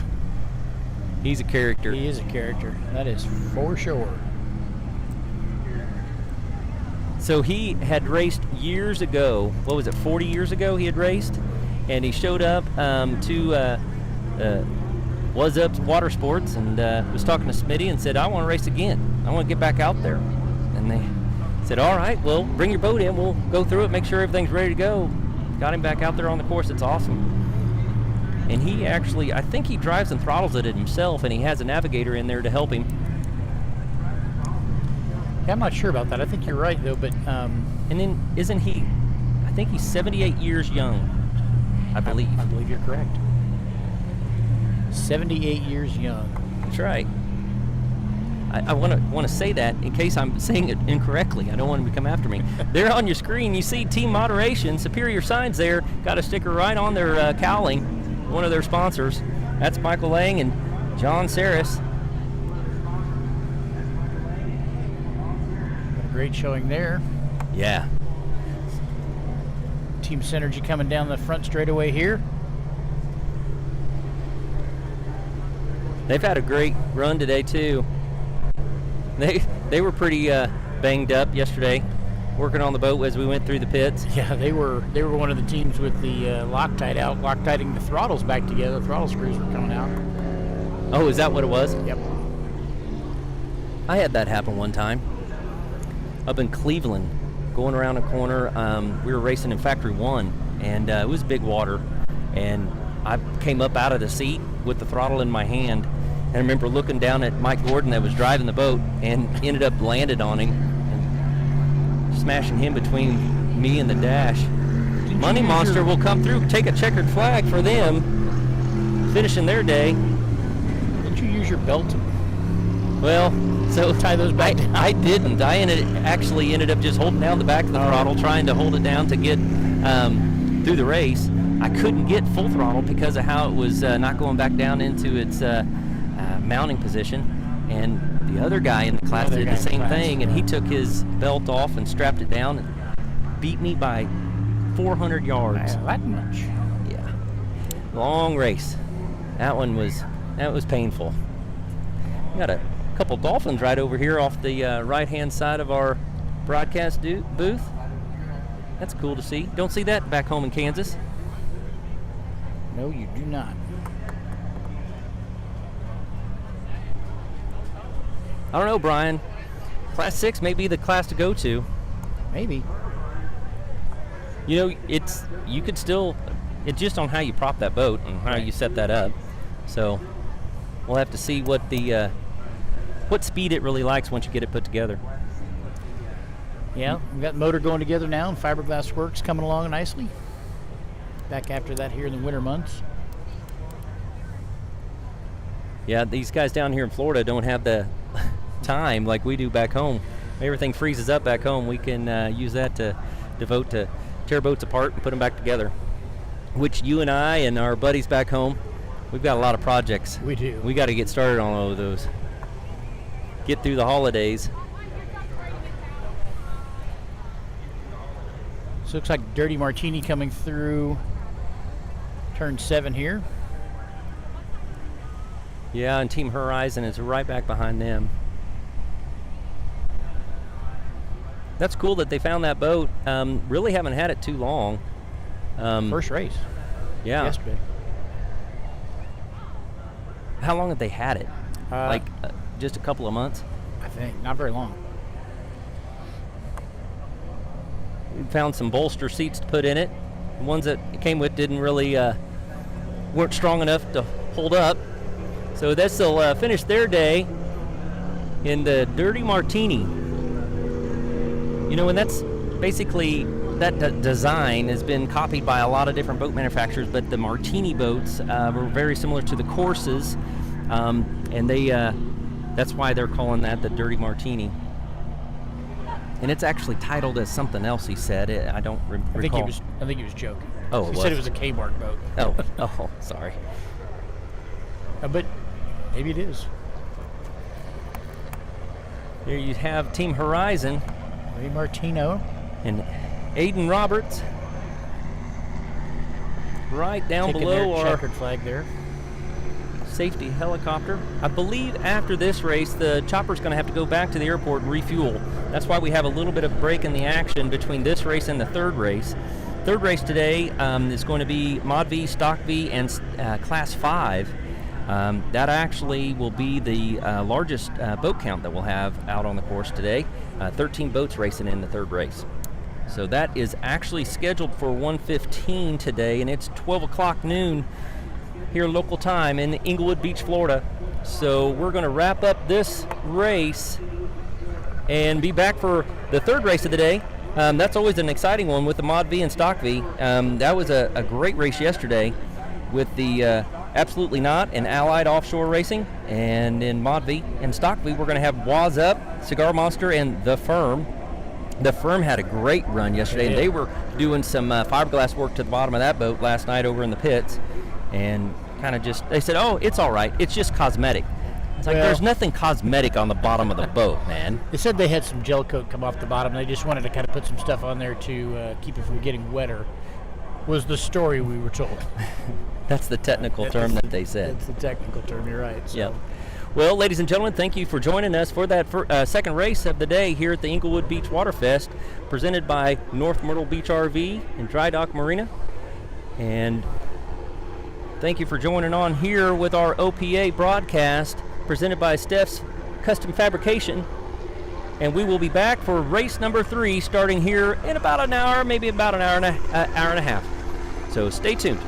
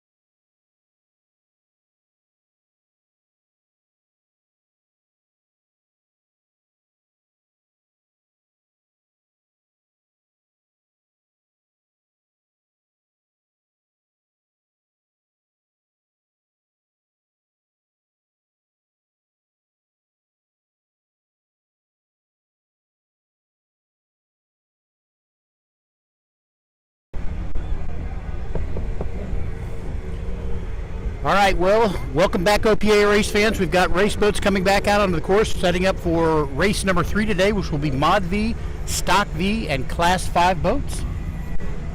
Yeah, Brian, this is going to be the biggest race of the day as far as boat count. We're going to have 13 boats, I believe, out there if everybody's making the call.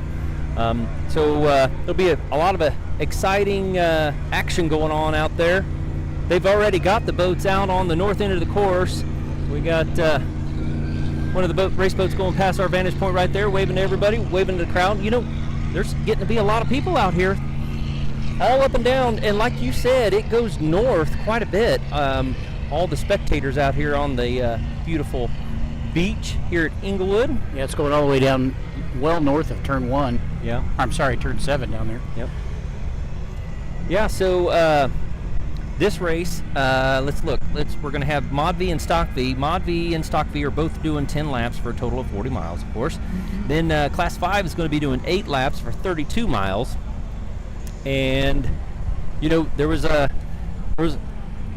highly contested or fierce competitors in these races here. So we're going to have to see how it shakes out. A couple of them said it was just way too rough. I know that Ed Smith in Was Up, Anthony has no quit in him at all, but they said they took a hard hit out there and Ed's hands just came off of the steering wheel and just it shocked him. It's like one of those zingers you get in football. And he said, "I'm done. Take me in." And I guess Anthony goes, "Pete, he's still out there in the firm. He's still running hard." He goes, "Yeah, but I can't. I'm done. I'm out." So that was firsthand knowledge of how rough it really was for them to get a zinger like that in a boat that's strapped in. And he goes, he told me, he goes, "That's a young man's boat." Oh, Smitty. Yeah, he had, he raced that the Open Was Up boat for many years, but that's a stand-up boat, so yep. you get to take that shock with your legs. A little bit easier on your back, as long as you don't lock your legs in. Yeah, so we've got the Class 5 boats that are out there. We've got, looks like 8 boats again. Shoreline Plumbing was first place yesterday in really rough conditions. And, you know, we've talked about those conditions all day today. And it honestly, Brad, it looks to me like the water has smoothed out over even what it was this morning. Now, I know that we had some rollers and some things like that out on the backstretch, and, you know, particularly around Turn 2. It looks smoother to me. What do you think? So the wind was supposed to lay down a little bit more in the afternoon, which usually is not how it works out down here in Florida. Usually it'll pick up throughout the day, but they said that it was going to get a little bit calmer winds and light and variable in the afternoon, and that was going to take the seas down to 1 to 2s. Yeah. So that's what I see out there right now. I see an occasional roller coming in here at the beach, but I don't see any big water. I'm not seeing any whitecaps like we saw yesterday. You know, we saw whitecaps as far as the eye could see. Right. So today in the starting positions in Mod V, Allied Offshore Racing with the Allied Construction boat with Jake Nix and Mark Fernandez, they're going to take the pole today with Absolutely Not going to take position number 2. Absolutely Not is that fountain that we saw out there yesterday with David Kelly and Mark Gibbons in that boat. Mm-hmm. Then Stock V, looks like Cigar Monster has the pole today with Jimmy Wessel, good friend of ours, and he's from Kansas City back in the day. Now he lives down here locally down at Fort Myers. Yep. And Robbie Goodwin's back out there with him in that boat, doing Cigar Monster today. Yep. And then in the second lane, we're going to have Was Up with Ed Smith and Anthony Smith, we were just talking about. And then in the third position, we're going to have the Therm with Pete Rivero, and Chris Uzi, yep. And they had a great run yesterday. And then, you know, after Cigar Monster they had a little bit of trouble yesterday, and then Was Up had pulled out. The Shoreline Plumbing actually came up and was racing right with the firm, and they're like, "Come on, we can't let these guys in an open boat pass us in a canopy boat." So it was kind of funny that they were ribbing each other out over there in the pits. Yeah. I know CigarMonster.com, being out here on the course, they have a sponsor that's jumped on and helped them, Muscle Marine out of Lake the Ozarks, supplying the power for them, and City Tavern down at Fort Myers. They're the sponsors there for the CigarMonster.com. Then we have the other boats that will be racing out here is, of course, Class 5. And Brian, you want to give a rundown of who's Who's racing there in Class 5? So Class 5 in the pole position is going to be TC Marine with Lule Ferreira and Tom Crowley. And now these positions were just drawn. They did not invert the start or anything, but they did draw for positions today. Okay. Second is going to be 528 Hammerhead with Dennis Austin and Don Jackson. Third is going to be Yabba Dabba Doo with Larry James, and it looks like we've got a switch there between Navigator and Throttleman from yesterday. It looks like Steve Adams is going to do throttle, and JD is going to do navigation for Yabba Dabba Doo boat. Well, I think they did that because JD is the one that got injured yesterday. We had heard that maybe he broke his leg, but he did not break his leg, but it was a pretty good gash that he had in his leg. He had to be transported and get some stitches, but he's back out there racing today, I hear. I think he's going to be back out in the boat. So fourth position is going to be 522 Rum Runner with Michael McCullen and Frank Velatello. Yep. Then in fifth. Yeah, go ahead. I can't see it over there. Fifth position is going to be Sweat Equity with Jeremy Bison and Greg D. Renzo, along with Angela Pierce, who's navigating in there. I think, is this the first race with that team? I believe so. I can't say for certain, but I do believe so. And that's a twin outboard boat. Right. Yep. Sixth position is going to be Shoreline Plumbing with Brent Paris and Jason Saris. And they would have taken the win yesterday in Class 5. Seventh is going to be 555 Mean Streak with Jeremy Helens and Vance Hagen. Yeah, and that's such a fun team. We were giving them a hard time. How's the nicest guy in offshore racing have a boat named Mean Streak? Mean Streak, right. And Vance, that owns it, he goes, well, I'll get mean streaks when I'm out there on the race course. I said, okay, brother, I'll give you that.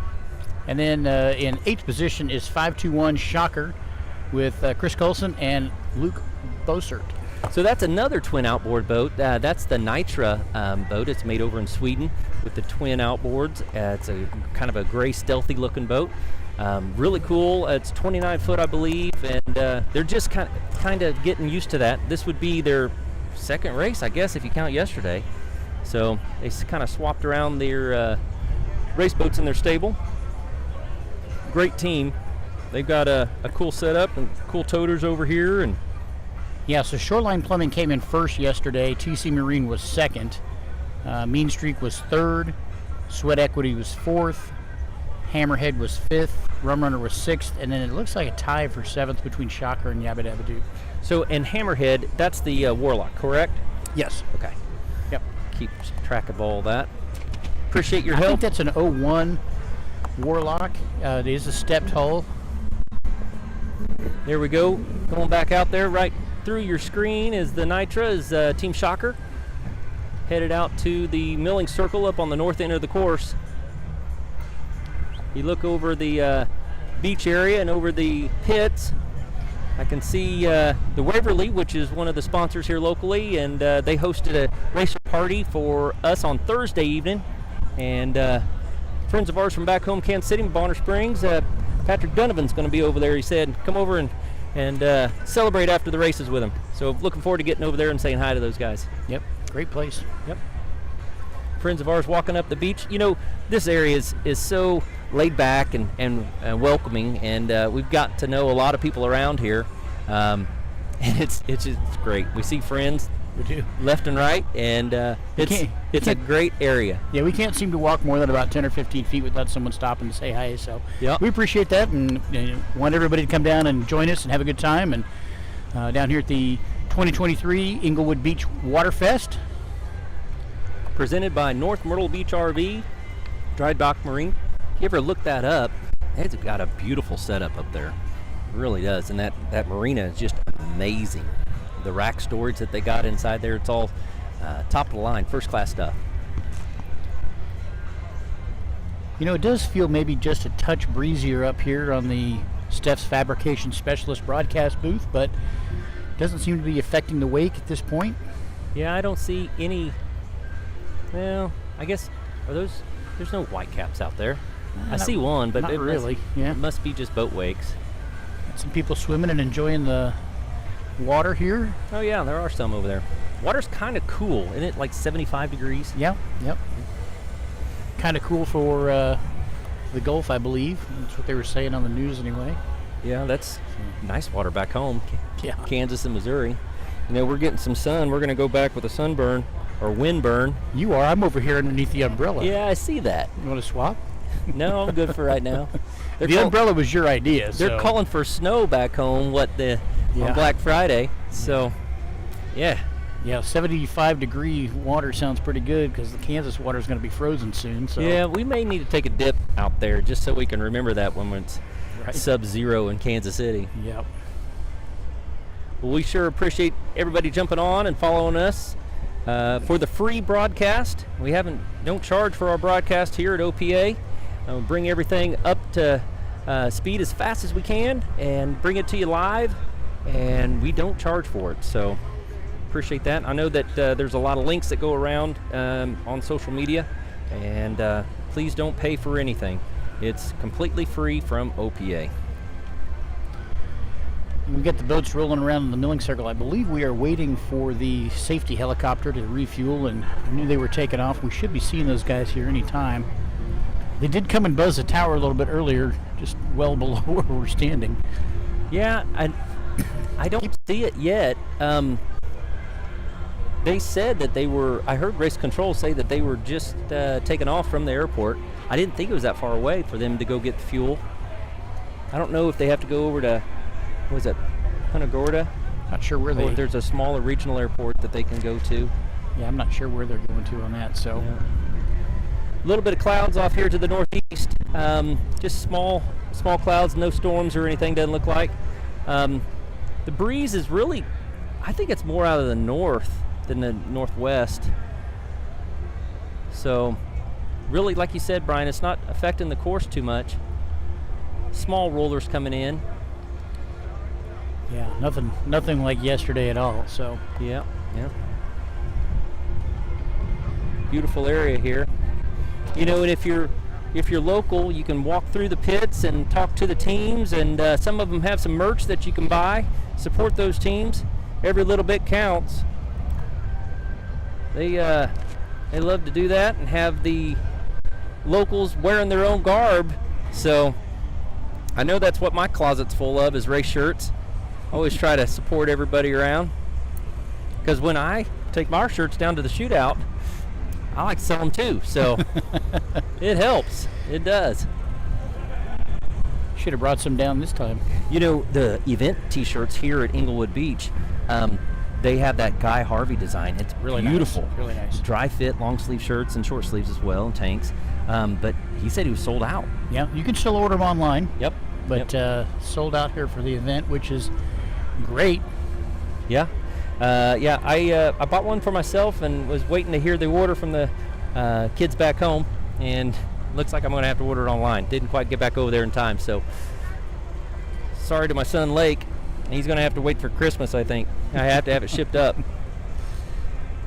There's a lot of people out here on the beach, all up towards the north end. Looks like a lot of tents up there.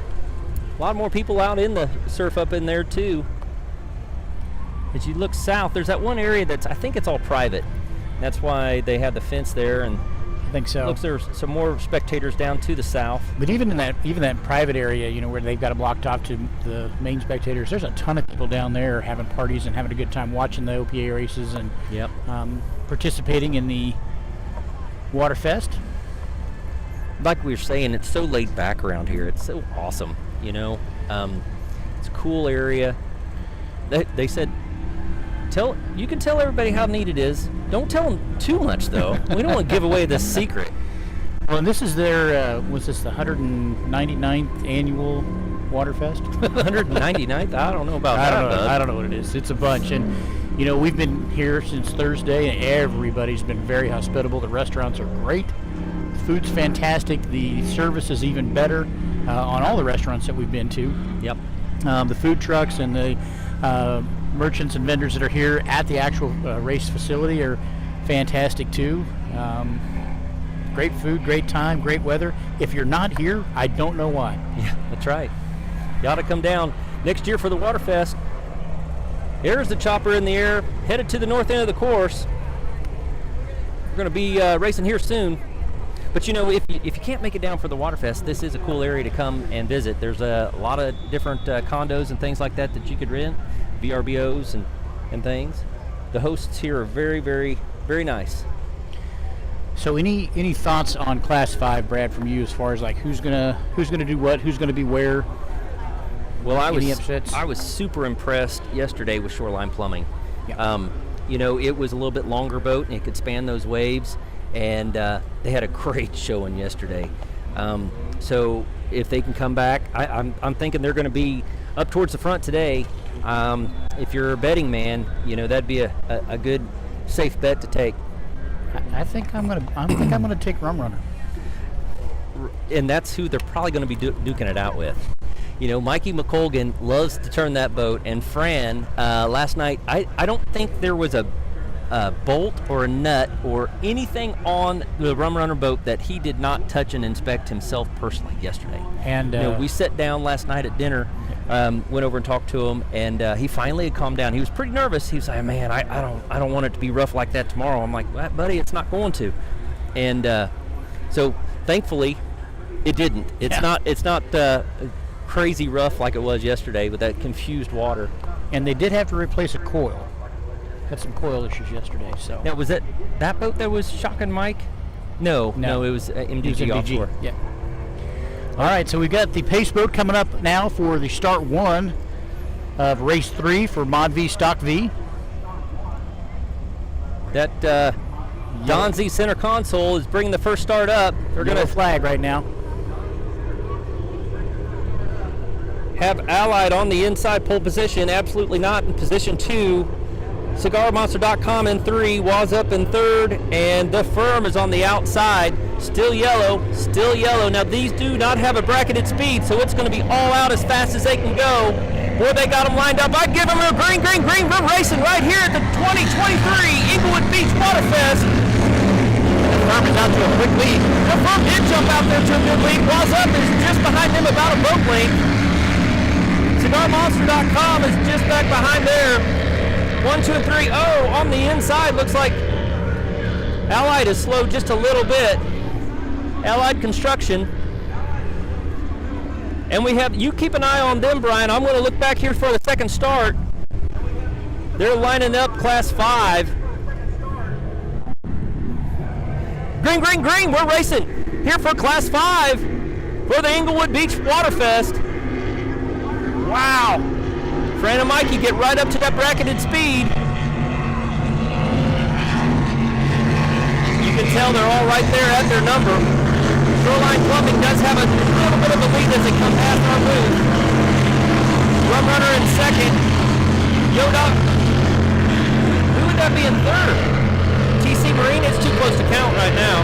Yeah, it's too hard. You was right there in the mix too. Oh, and looks like Team Shocker got a bad start there, the Nitra. They're on the outside. But they're just getting used to that boat. So we have the Mod V's and the Stock V's. They're going around turns 3, headed back towards the dog leg.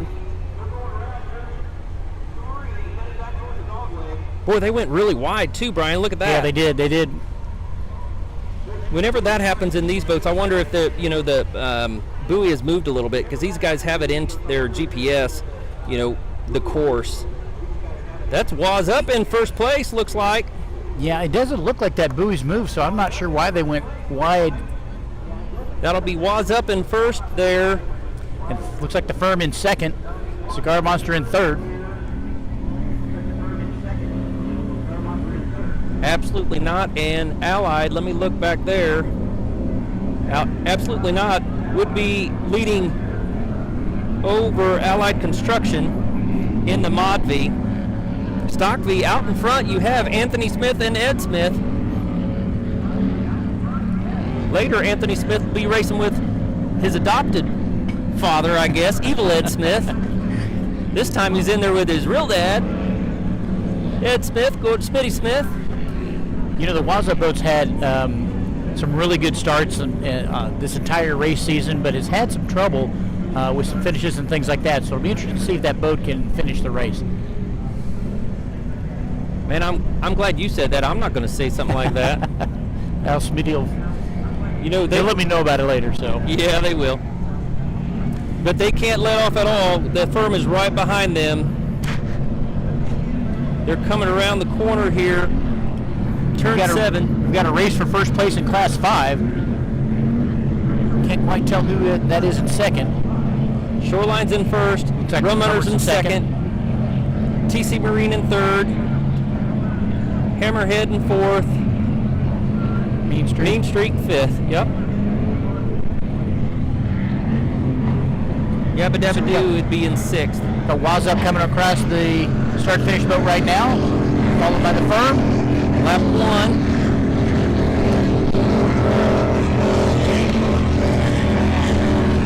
Oh, I hear a little bit of popping there.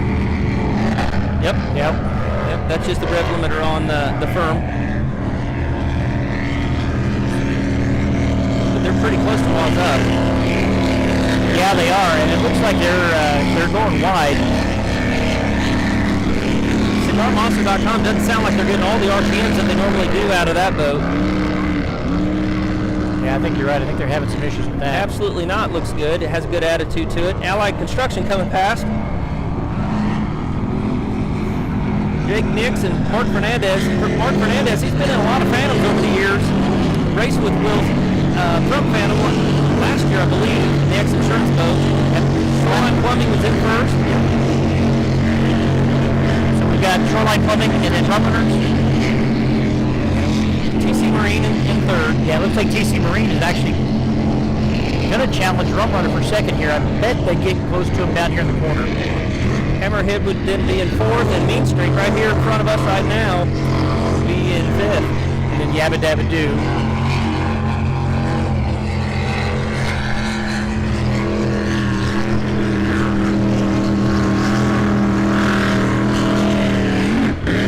That sounds good as it goes by.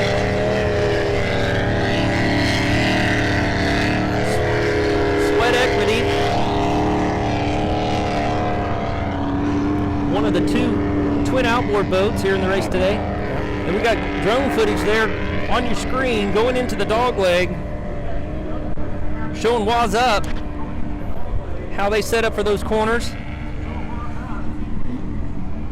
And that's still the firm right behind them, right? Yep. What was the separation there, Brian, as they came through? Is that about the same still? Now, it looks like Wazup's got about a 7-second lead over the firm, and I think they've increased that just a little bit and definitely increased the distance between second and third. Yeah, like I said, CigarMonster.com was having a little bit of trouble. It didn't sound right as it went through. It just the sound or the pitch of that motor, they weren't getting the RPMs. Yeah. Yeah, there was something that sounded funky with that one when it went by, so yeah.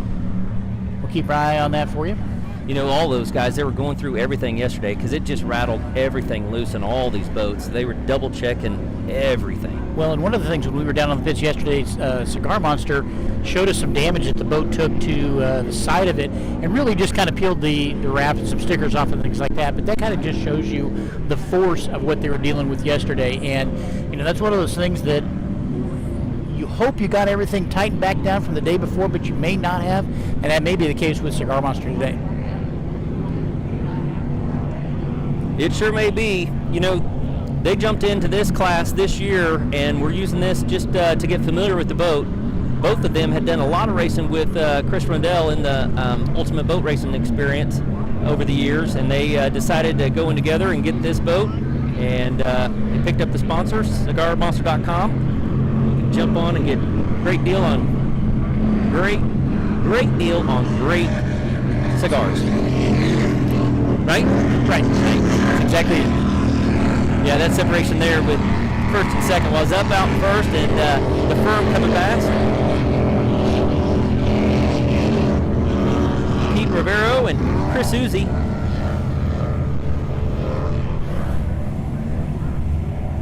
You know, everybody out there yesterday was saying how rough it was, and man, I'm sore and everything.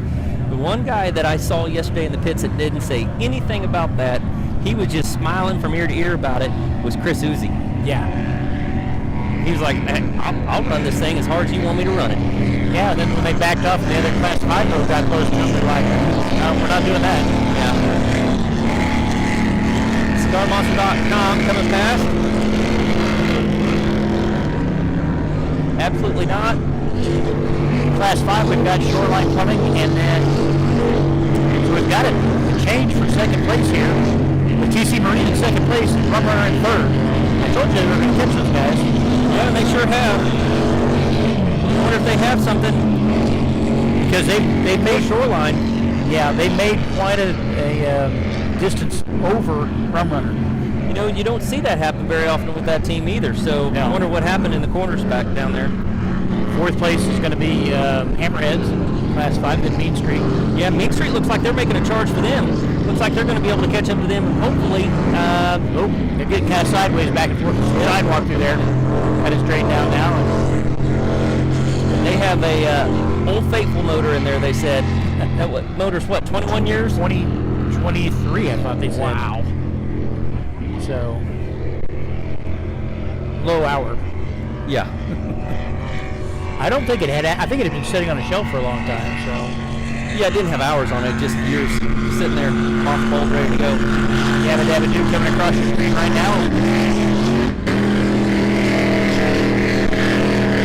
Hear him cracking the throttles on that big block.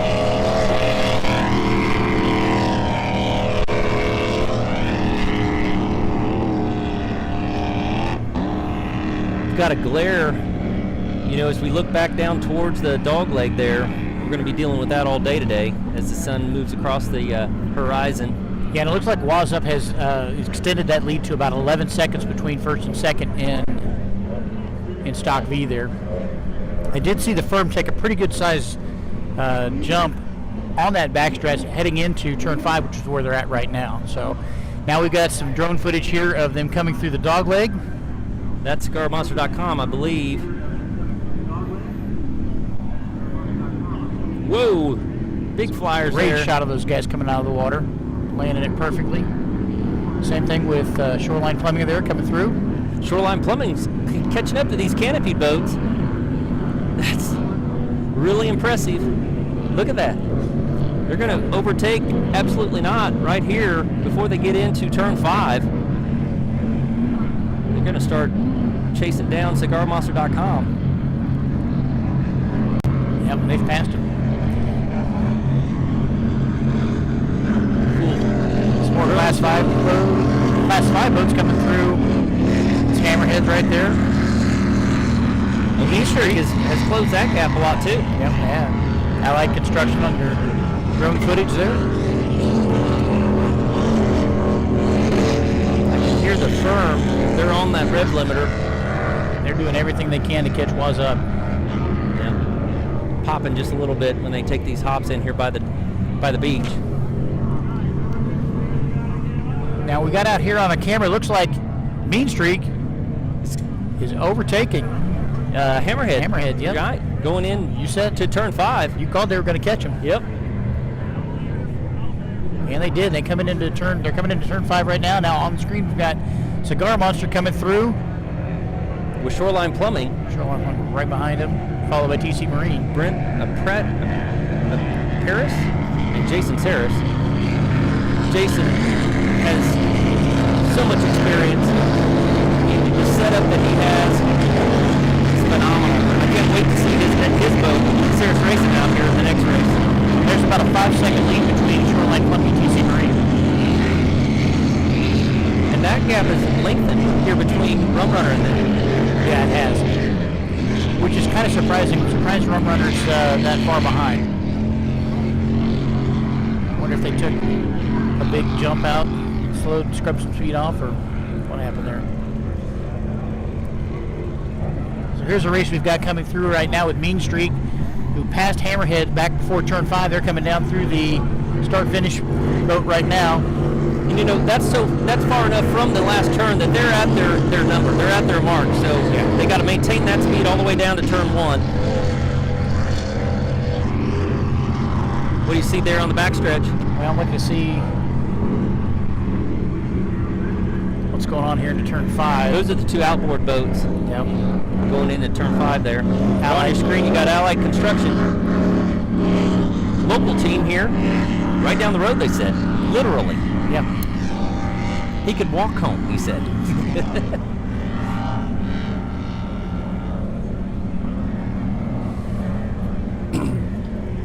Allied Construction. They said does a lot of the home construction after the hurricanes come through here. All of it, yeah, like all of the everything that you could possibly need. New roof, drying your house out. Yep, they can do it all. Yabba dabba do. Kind of off the pace today. But you can hear that's a great sounding boat. We've got Shocker coming down now on the drone footage here through the dog leg.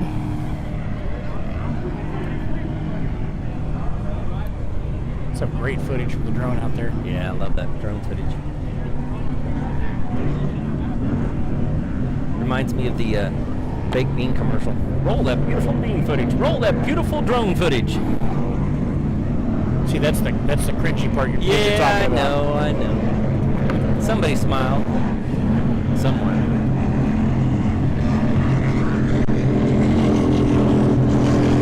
What's Up is still in the lead. I think they've stretched that out a little bit over the firm. They have too. Got Main Street coming through the dog leg there, followed by Hammerhead. What year did you say that Hammerhead boat was? I believe it's an 01. Cool. Step bottom boat. Mine's got a little more age on it than that one. What year's yours? 94. 94 and it's a flat bottom. They say it's pretty quick. We'll see. Can't wait to see. Coming around here on the screen, we got the north end of the course. Shoreline Plumbing is still in the lead, followed by TC Marine and Rum Runner. I want to see how they take that corner. Mikey McColgan and Fran Villatetto. You know, he couldn't reach out and touch that corner there. I don't know. They were having trouble with the trim indicator yesterday. They said they lost trim, but actually it was still there. Just they didn't know where it was. So got a great attitude to it. Cigar Monster coming through on the screen right now.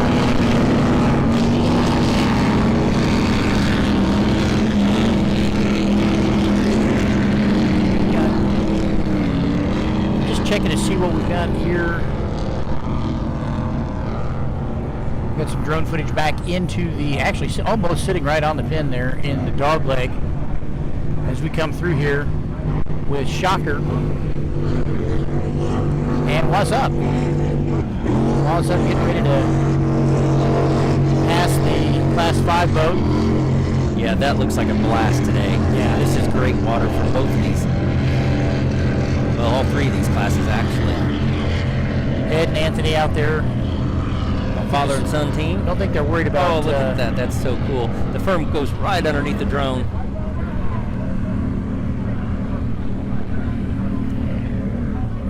Chris Uzi and Pete Rivero.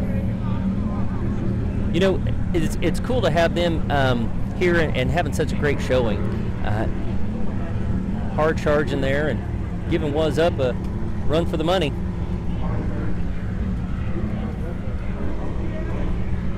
What you got down on the south end of the course? Looking down there, looks like maybe somebody's pulled into the inside of the course. You can't tell if that's one of the boats or if it's a safety boat.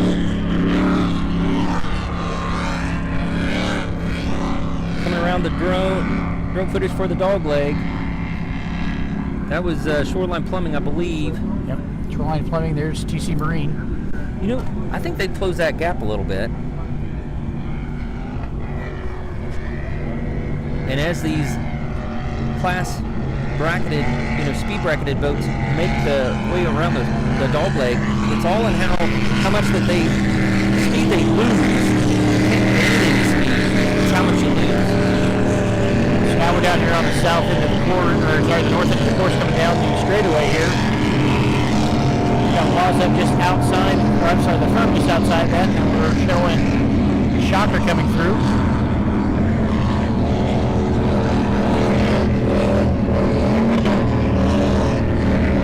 Close-up shot of Shocker as they pass the start-finish boat.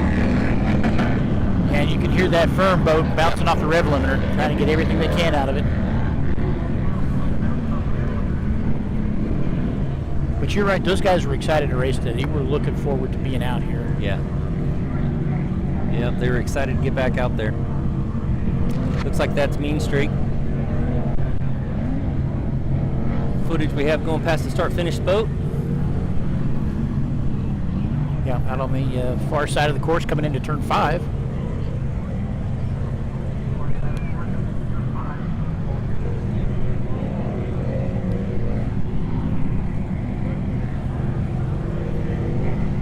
Shoreline Plumbing still leading in Class 5. TC Marine looks like they're closing that gap a little bit, Brian. Have you count that out? It's about a 5-second lead over TC Marine, Shoreline Plumbing. And they have pulled away from Rum Runner. Now, Rum Runner, I want to listen as they go by, see if I can hear anything. Everything sounds good.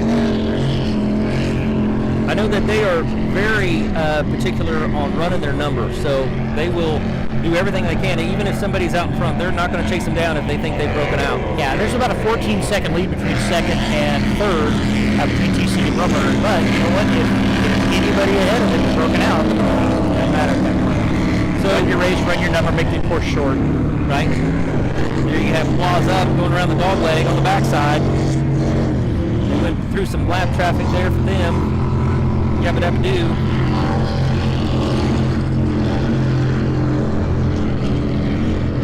And as we were seeing that on the monitor there, we had Absolutely Not was right neck and neck with CigarMonster.com. They caught up to them.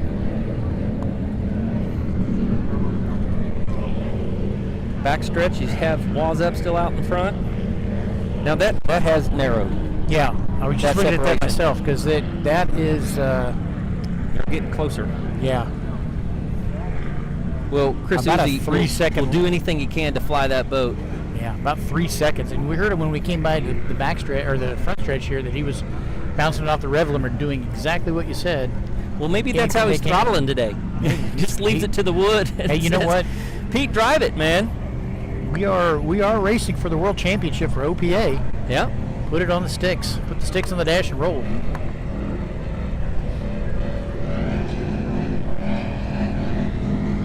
On the backside there, can't see who they got on the monitor, but I'm looking to the north end of the course, watching this race unfold right in front of us. The firm is doing everything they can to catch up to Wa's Up. Here we got him on our screen now. Wa's Up coming through. We counted about a 4-second lead before. It's about 3 seconds now between Wa's Up and the firm.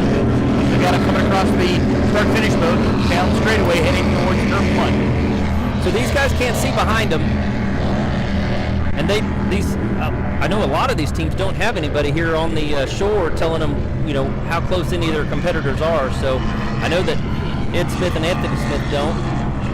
They have a lot of friends and family here, but I don't think they have any communication back to the fans. Yeah, now I know that some of those boats had rear-facing cameras. On the screen, they can actually see behind them. I believe Wa's Up has that in their Garmin's on that boat.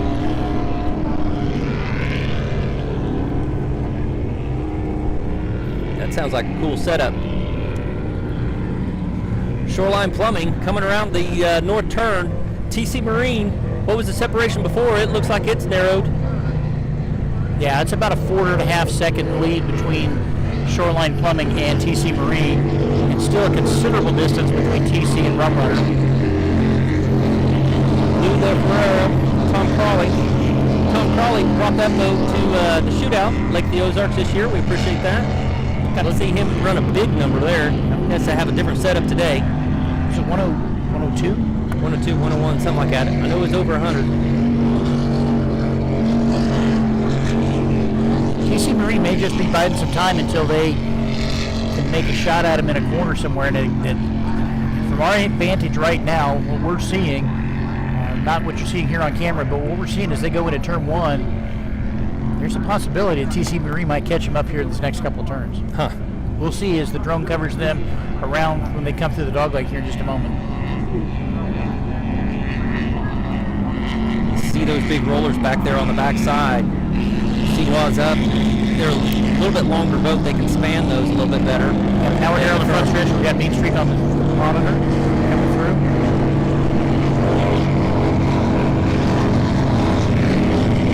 Main Street has increased that distance between hammerheads. Yep. StarMonster.com going past there.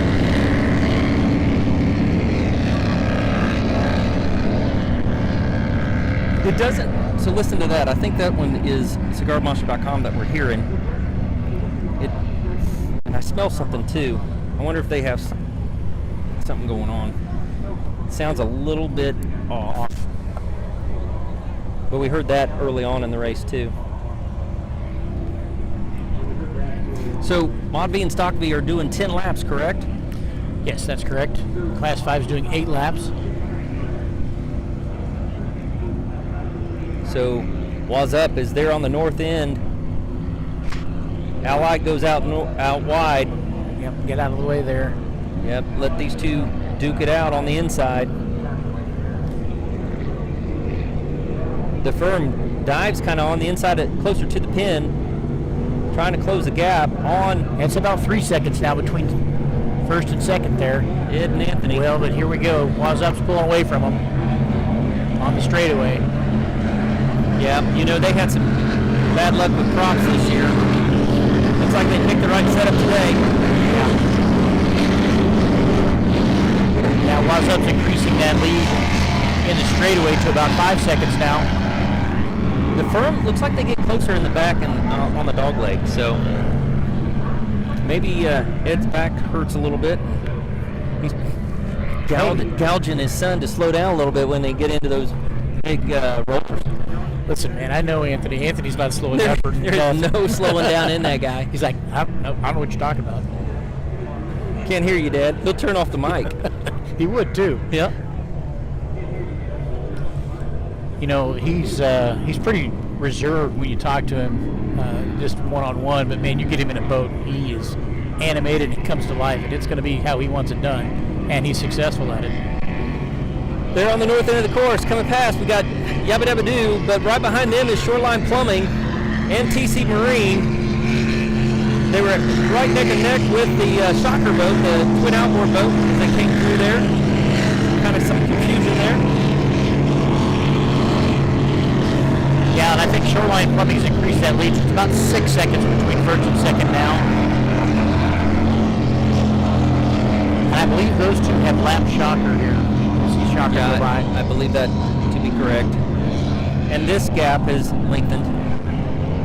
Yeah. Between second and third place for Rum Runners. And Rum Runners still sounds great. I wonder if they're concerned about trim. You know, I wonder if they were able to fix their trim indication problem. Maybe they just don't know where it's at right now, and they're just running their race. Rum Runners wanted us to mention that they've got some sponsors on board here for the Englewood Beach Waterfest. Nautical Sewing and Upholstery here in Englewood. Swirls and Curls, voted best of Englewood. When we got Barbarino's Pizzeria, Sheer Sailing and Salon and Tanning, and Cape Hayes Tavern. Great to have that support that great team of Rum Runners. Mike McColgan and Fran Bellatetto. Not there. Absolutely not. You know, I remember when that boat came out in Super V Light. It was just such a dominant boat. One of the couple of fountains that they were racing back in those days. Man, that thing was crazy fast. It really mixed up that Super V Light class. See, they're not getting RPMs out of that. That sounds like, Yeah. you know, Talking about cigar monsters, they come by, start finish boat. they're down 1,000 RPM at least. Yeah, it sounds, that does not sound nice and crisp like it normally does. Those guys got to be a little disappointed. Those guys have run every single OPA lap. This Everyone? season. Everyone. That's a lot of dedication. We sure appreciate that. What's up coming around? Coming past the beach here. We're actually... I think that is, by my calculations, it's lap 9. So this would start their last lap, I believe.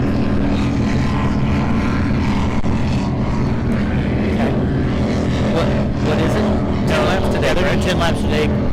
Class 5 is doing 8 laps. Of course, obviously those boats are faster. They're going to finish their laps faster than Class 5 will. Allied Construction coming past. Start-finish boat here in VIP area.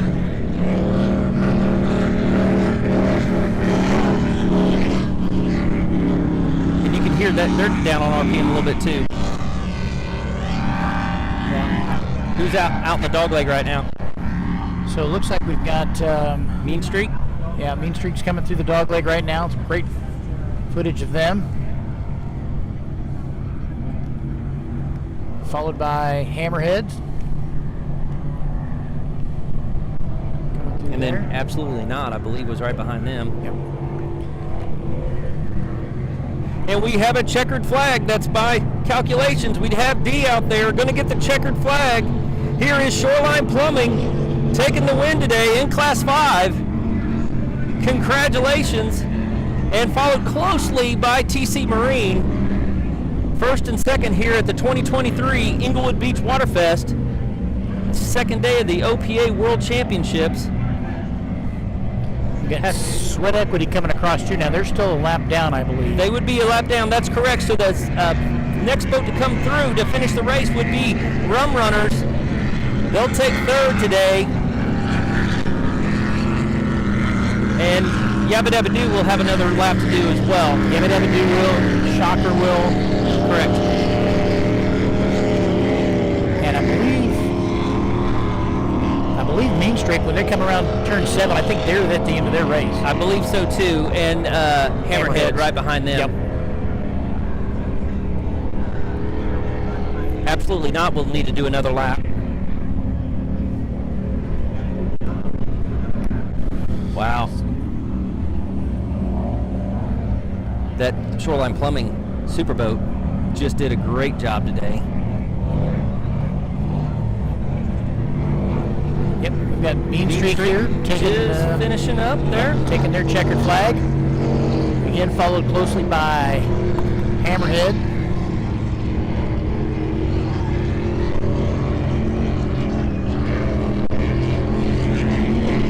Although I didn't see the checkered flag for Hammerhead. And it looks like they're running another lap. Maybe they were further behind than we thought. That may be the case. If that's the case, that's going to make that. But I'm watching the north end of the course. Was Up is just coming around turn 7. Got some drone footage here of the start-finish boat. And they've stretched out the lead over the firm. By my calculations, this will be the 10th and final lap. Ed Smith and Anthony Smith bringing it home. I don't see a checkered flag out there. They have one more lap to go. Well, I was with you. I thought they were done here. They don't think that. Well, D is definitely not waving that flag yet. Not for them. They've got one more to go. Those guys, there's no quit in them, so they're going to go until they say stop. Yeah, and it looks like Waz Up's put about a 9-second lead over the firm as Waz Up's heading down into turn 1. So they're keeping their fingers crossed, making sure that nothing falls apart as they finish this final lap of the day. For Stock V. So Stock V, if they take the win today, Waz Up, and then the firm won yesterday, and then CigarMonster.com will take up 2/3. We'll have to see. I believe since you have double points today, I believe the World Championship here would go to Waz Up. And on Mod V, absolutely not an Allied Offshore. We'll have to see how because absolutely not did not complete all the laps yesterday, so they would take a second yesterday. And Allied, I think they finished all of the laps yesterday. I don't know if distance will come into play or not. I don't think it will. We've got Shocker that's out here on the camera right now, coming around turn 6 and 7.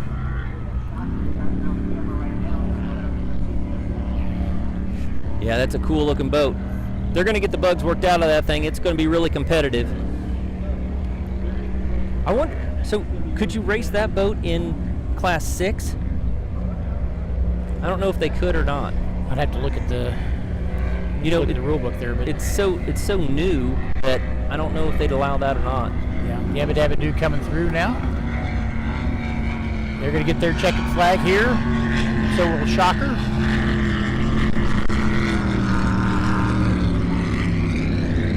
With Larry James, and I believe Steve Adams is in the boat today instead of JD Vines, I believe.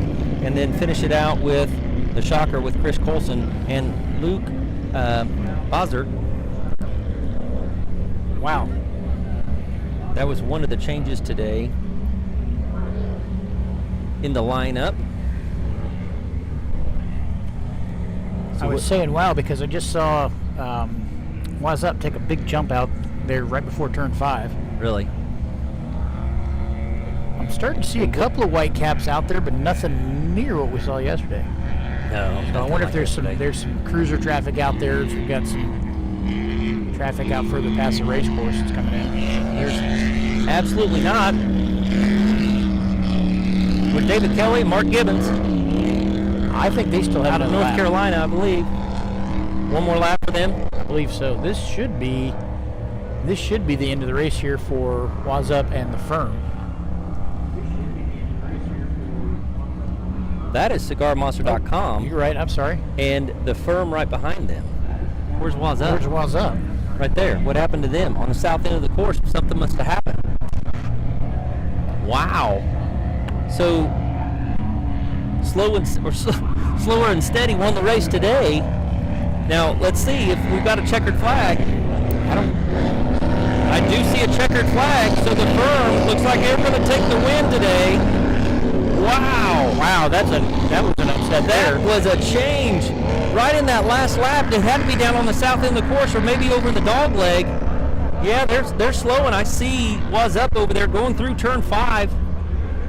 No, that's Allied. That's not Waz Up. I'm not sure where the Waz Up boat is. Where is? I don't see him. The Waz Up boat. I'm panning the whole course.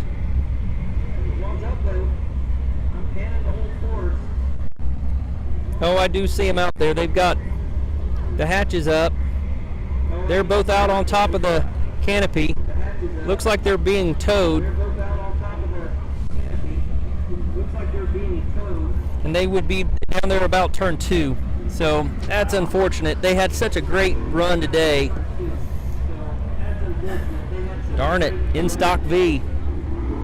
But coming through here, look, this will be their last lap, correct? For Allied Construction? I don't see a checkered flag for them. They are slowing. They're going to keep running. And on the backside of the course, that's Cigar Monster, I believe. That's absolutely not that you can see there. Now we've got some drone footage here of the winners of Class 5 and Shoreline Plumbing getting their checkered flag out there. Congratulations to that team. It's a great looking boat. Yep, Brent and Jason in there. They've really had an impressive showing this weekend. And Jason's got to get back and get in his other boat, come out here and race in the next race.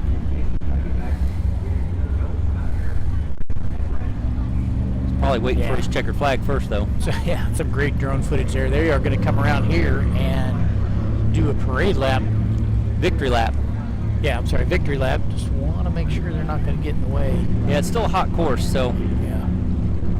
I don't No, they know that's a hot horse, but I don't think they're going to be in anybody's way. They're going to be fine. Well, give them away, folks. Congratulations to Shoreline Plumbing taking the win here on the second day of racing at the OPA World Championships. You can see in the shot here, you can see a shot on the firm, and now we're back to Shoreline Plumbing doing their victory. Congratulations to that team. Great showing for them.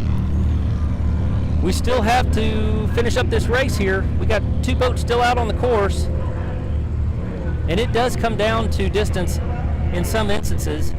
But we got Absolutely Not coming down the beach. They're going to get their checkered flag here for sure. He's got it out. I see it waving. That's a great attitude of that boat. Cool looking boat.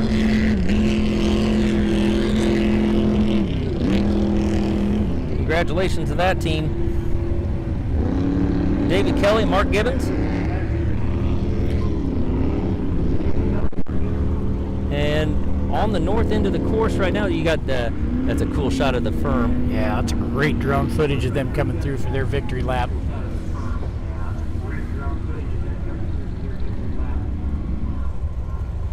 CigarMonster.com looks like they're going around the north end of the course.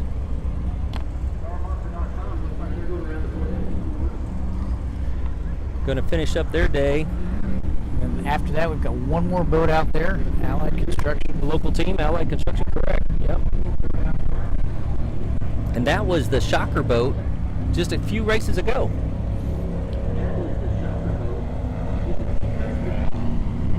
CigarMonster.com. Jimmy Whistle.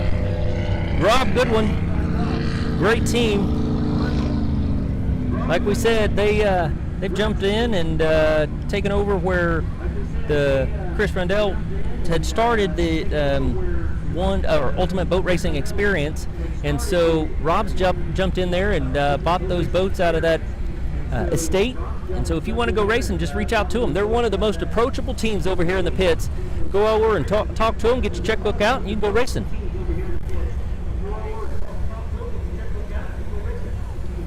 Allied Construction getting ready for Got a turn 6 and 7. A little drone footage here. well, the bees are bad this time of year, aren't they?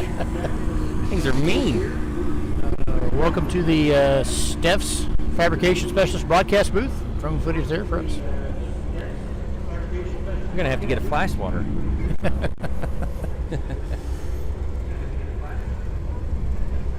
Still have one boat out on the course Yep. to finish up the third race of the day. Allied Construction coming down the last little bit here. They're going to get their checkered flag. You got to wonder if the people up there on the north end of the course are pretty close to his house. Maybe he went over there and waved to them. And so that's going to finish up the third race of the day. We're going to have race number 4 coming up next with the V Extreme, the Super Stock, Class 3, and Class 4. So yesterday at this time is when the waves just got too big and the wind just got too bad, and we had to call it a day. So I know that these next teams that are going to be racing in race number 4 and race number 5 are really just chomping at the bit to get out here and get on the water. What do you got, Brian? We got 8 boats here in the 4th race of the day. And that's scheduled for 2:15, and it's 1:21 right now. So we'll probably have about 30 minutes. Yeah, that's really my guess too. About a 30-minute. Yeah, there's a couple teams that got to get back in and swap out boats and get back out here on the course. CigarMonster.com is going around doing the victory lap just to say hello to everybody.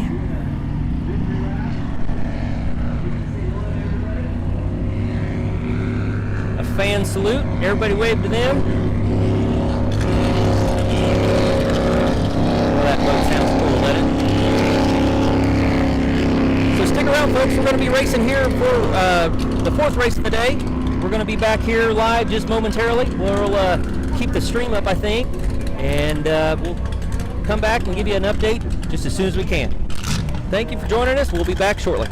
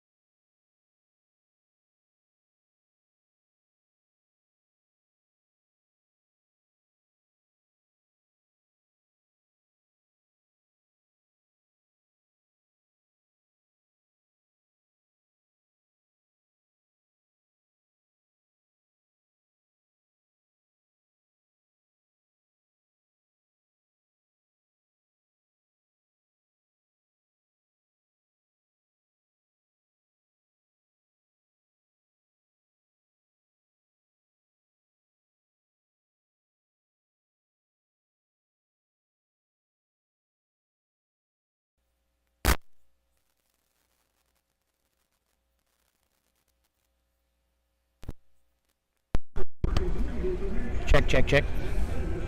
Check, test.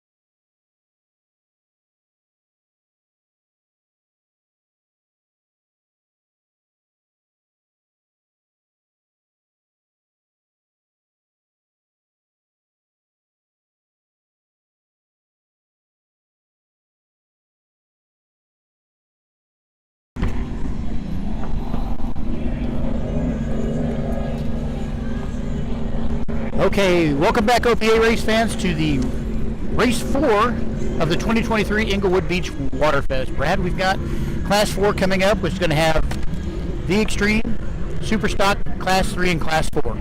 Yeah, the 4th race of the day, we're going to have a total of 8 boats out on the course. We're just about on schedule. They had scheduled this one for 2:15, and it's, just after 2 here local time? Or right at 2 o'clock. 2. Yeah. So we had a little bit of a lag here waiting on the Knucklehead boat to get out here. So actually, though, I was thinking we were running behind, but we're actually not. We're about 15 minutes ahead. So we'll be racing here soon with the 4th race of the day, the Extreme. That'll be a fun one to watch. They always put on a great show in Knucklehead. That's with the Evil Ed Smith out of St. Clair, Michigan, and Anthony Smith on the sticks in that boat. Then Super Stock. It's really cool that we got Jackhammer here with Reese Langheim and Julian Maldonado. That boat is amazingly fast. Unfortunately, we don't have a lot of competition here for them today, but they're going to put on a show for all us folks here on the beach and watching all over the world with us today. Then what we have Class 3. We actually have 3 boats in that class. We have Brothers Racing with that custom-built boat, and then Team Woody and Mr. Herbato. Yeah, now the race conditions have changed just a little bit from race 3 to race 4. It has picked up a little bit wind. We are seeing some white caps out on the water. Nothing nearly as violent as what we saw yesterday, but those are a little more challenging conditions than we had earlier today. Yep. And then in Class 4, we're going to have Crazy Rhythm, Control Freak, and Saris Racing. Control Freak actually was a scratch. They weren't able to get their boat fixed in time. We do have up on the north end of the course, we do have the first start coming up on Plain. They're not going to do a parade lap today.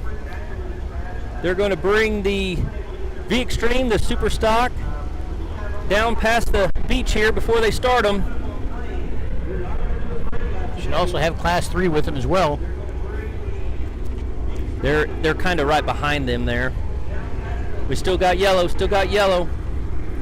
Green, green, green. We're racing with the 4th race of the day here at the OPA World Championships in Englewood Beach, Florida.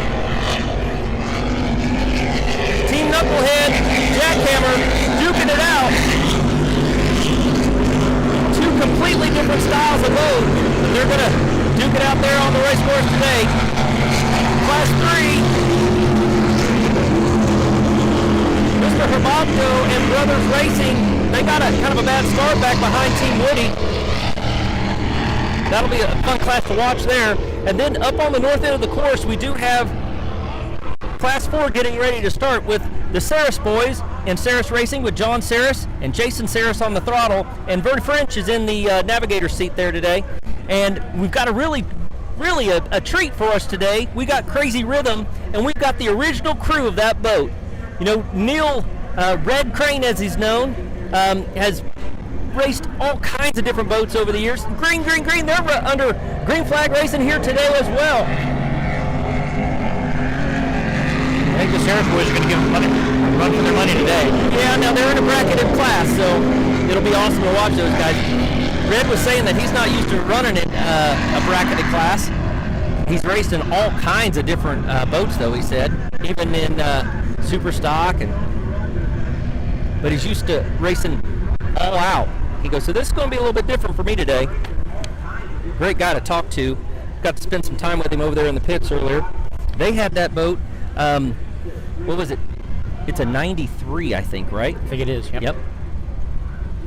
And him and Joey Turk, that's the original crew of that boat, getting the band back together. They're going into the dog leg. You have Jackhammer on the inside with Knuckleheads on the outside. Some great drone footage of that going through the dog leg there. Who's right back behind them? Mr. Herbato? Yeah, Mr. Herbato's just coming through the dog leg, headed out to turn 5. Look at the speed that Knucklehead has. Yeah. Wow. That's so cool. So the wind has picked up, Brian. We're about 14 mile an hour wind out of the northwest. So it hasn't made it too choppy. Nothing like we had yesterday. So as long as it stays like this, we'll be able to get the other race in that we'll have coming up after this one. And Knuckleheads have slowed as they're coming around turn 5 here. They're just side by side with, that's Jackhammer right out on the outside of turns 5, 6, and 7. Now these guys will probably slide out just a little bit more than what we've been used to seeing today. How many laps are these guys doing, Brian? 11. 11 for both of them? Yes, sir. Side by side, putting on a show for everybody here on the beach. Julian has done so much homework with that boat. They have an amazing team there, Team Jackhammer. Jackhammer getting a little bit of air past the start and finish boat. That's a victory boat made over in Dubai. They've been working on that boat and getting everything to set up, and I think they got it completely figured out, man. Kate and Keith Herbach going past the start-finish boat here. Mr. Herbach, and Team Woody on the screen here coming down front straightaway here, just getting ready to pass the start-finish boat. I really like the way this boat looks. It sets up great. It's beautiful. Yeah, great race team as well. I think that's a skater canopy on that that levee craft. It just has great lines to it. This was a cool boat that we saw in the pits as well. Brothers Racing.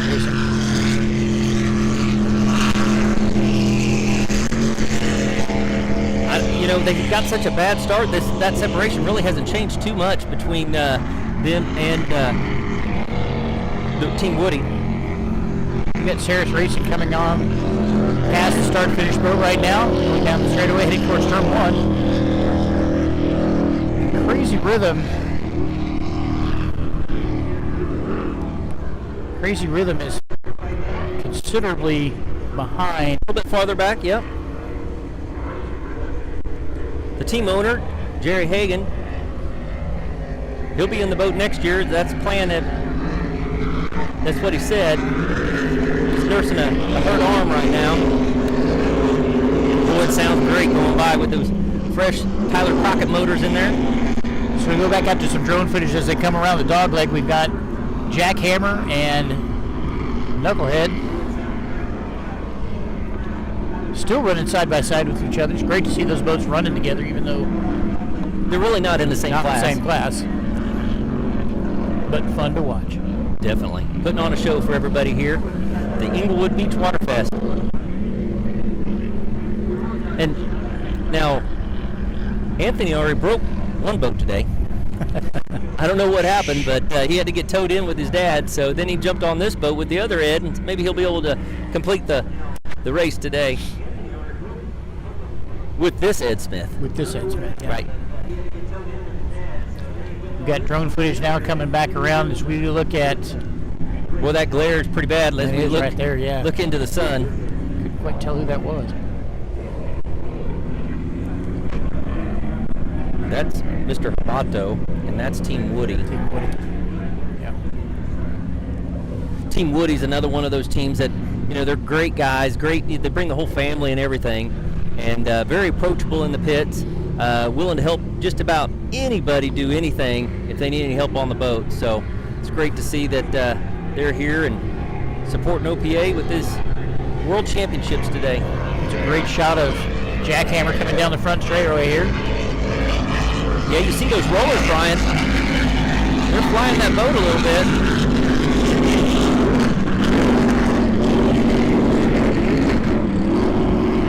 That Knucklehead Fountain. It's one of my favorite all-time boats. That design, that 40-foot, gosh, that's just awesome. You know, and we said many times, and I know that our dedicated listeners all over that log on and watch our races know that Ed Smith, Anthony's dad, has the match to that boat that they're putting together, hopefully to have it out on the course next year. We've got a great shot of Crazy Rhythm coming just out of the dog leg. Some drone coverage out there. Great looking boat. Yeah, it's so cool. You know, Red Crane just was inducted into the Michigan Motorsports Hall of Fame just earlier this month. And this boat that we've got in camera right here, that's Mr. Herbato with Cade and Keith Herbot, father-son team. This is Cade's first year of running. He's run every single OPA event. Get more comfortable in the boat, doing a great job. Doing a great jow. Yep. His dad's raced for many years in different boats, and it's so cool to see them out there sharing it. Yeah, that fountain used to be the Wazop fountain that they bought from the Smith family, and racing as Herbato now. Herbato. Yeah, so that's why the one that they're putting together, they sold that one to get this other one ready. Looks like we're back out on the backstretch, coming into the dog leg. We have, looks like Knucklehead's got around Jackhammer. I don't know, is that spray behind Knuckleheads, or is that a little tint of smoke? I think that's spray. Yeah, the salt water will do that. I just want to make sure that he doesn't have, motor going away or something. We'll have to listen to it when it comes back around. It's one of the loudest boats that we have. I can hear it from here. It sounds pretty good. Yeah. So Crazy Rhythm coming around turn 7 here, down through the straightaway, getting ready to pass the start-finish boat. Red's looking great in that boat. They're a little bit off pace today, but the attitude of that boat is great. It's nice and smooth and flat, and they're doing well. And yeah, Red and Joe have over 25 wins in that boat.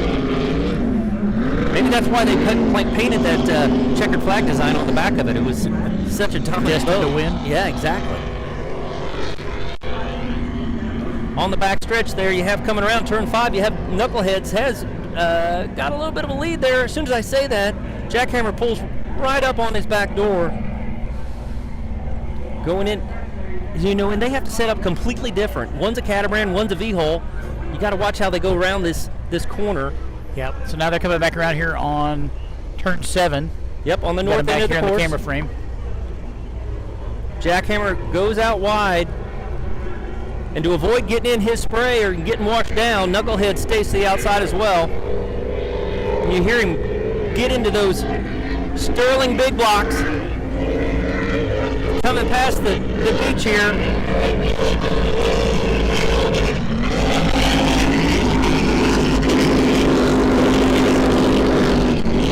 Yeah, I think that's just salt spray that I'm seeing.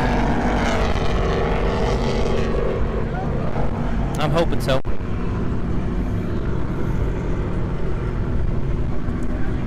That sun glare has allowed us to be able to pan down to the first turn a little bit better now. Yeah. Appreciate that, but makes it really hard for us to look straight out past the start-finish boat. A good shot of those guys going into turn 1. And we're back out onto the far side of the course. That's Sarris Brothers and that's Brothers Racing that's right behind them. Two different classes there. Sarris has a serious lead in Class 4. Wow. That third person in there is helping, watching that speed right to the 10th. Mr. Habato going past on the screen there. Underneath the chopper, we got Brothers Racing coming into turns 6 and 7.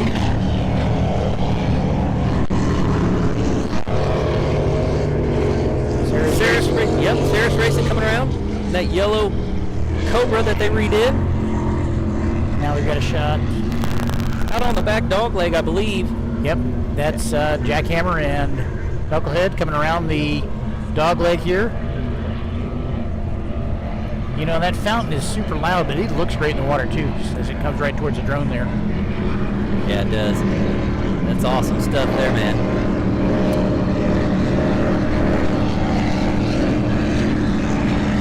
Sarris Racing watching that dash, making sure they're not breaking out of their speed bracket.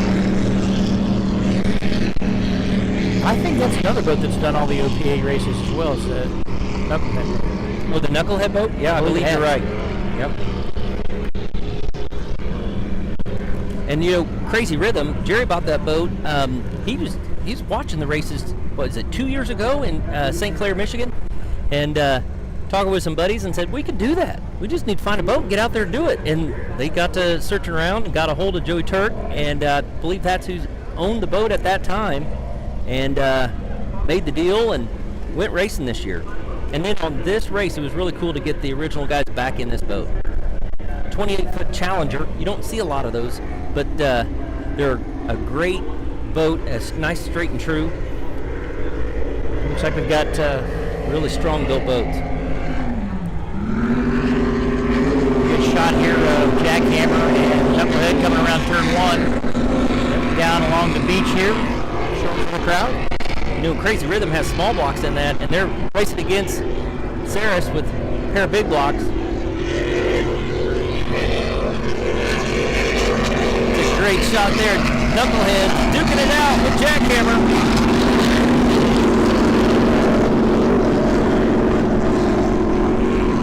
Jackhammer has the lead right there.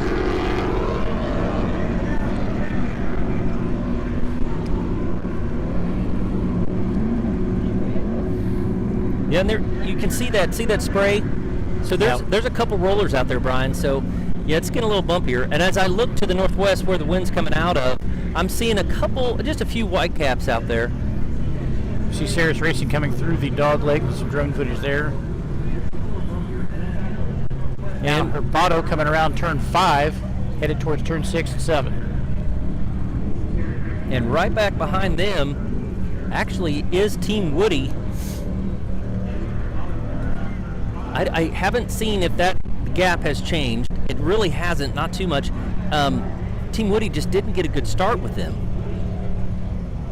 So we'll see if Cade and Keith can keep this lead in Class 3 and bring home this would be the World Championship here, because these boats did not get to race yesterday because the conditions just got too dangerous. Yeah, and it looks like there's about a 10-second lead between first and second there. These guys better pick up the pace too. Now this is Class 3, and right behind them, Saris Racing is Class 4. They're closing that gap. They are. Great shot of Herbato. Now listen, they're not getting their full RPM. I can tell that they're off the pace of what they're normal. Try to listen here to Team Woody. Levy Craft as it goes by. That was built as a Super V light. SVL as we all call them. So Class 3 has a 95 mile an hour breakout speed, and Class 4 has an 85 mile an hour breakout speed. And if anybody's running the number, I guarantee that's exactly what that's 85 miles an hour right there. We've got a shot out here on the backstretch. It looks like Knucklehead's just out in front. Yeah, and they just went around some lap traffic, looks like. That, I believe, is Crazy Rhythm. They just passed. Yeah. That'd be kind of unnerving to have those boats blast past you. Yeah, because they both went on either side of the boat, so yep. Went down the center.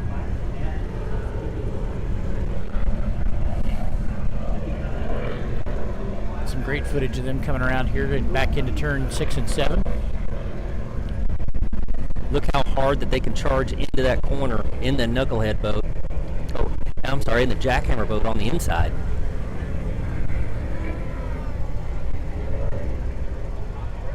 Slide out just a little bit, get it lined up just a little wide, and try to keep that wheel as straight as possible as they fly it down this front stretch. And about here is where Anthony hammers it.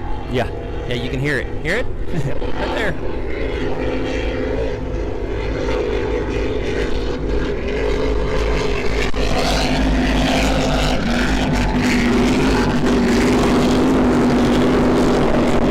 Now we've got hammerheads. Jackhammer that's pulling off the course right now. So they were actually racing unopposed. So they pulled in the inside. Everything looks fine. They just probably don't want to hurt the boat anymore. They've had a long season and been very successful this season, and it's great to see them out here and racing with us. Sure appreciate Reese and Julian coming out here and supporting the OPA World Championships here in beautiful Englewood Beach, Florida.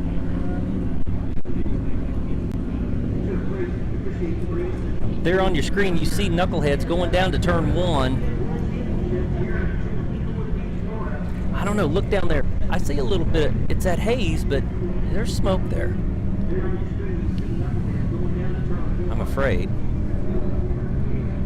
And it looks like they're going home. Yeah, it looks like they are headed back to the pits. Yeah. I wonder if there isn't a problem. You may be right. Yeah.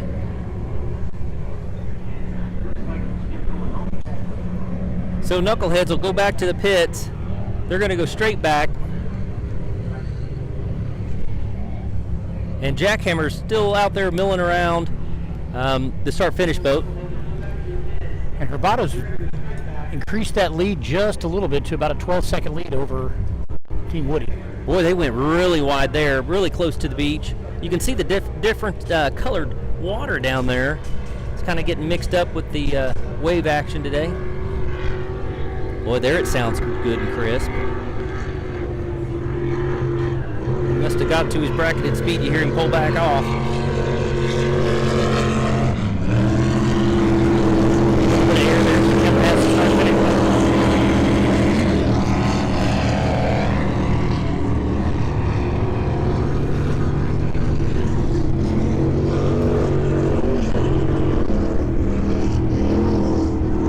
Drone footage there in the backstretch. You have Ceres Racing. I believe that's Ceres Racing going through. No, I'm sorry, that's Crazy Rhythm.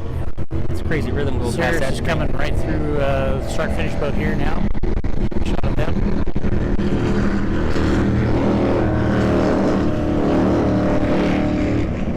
Boy, that glare is something else. Hurts to look at it.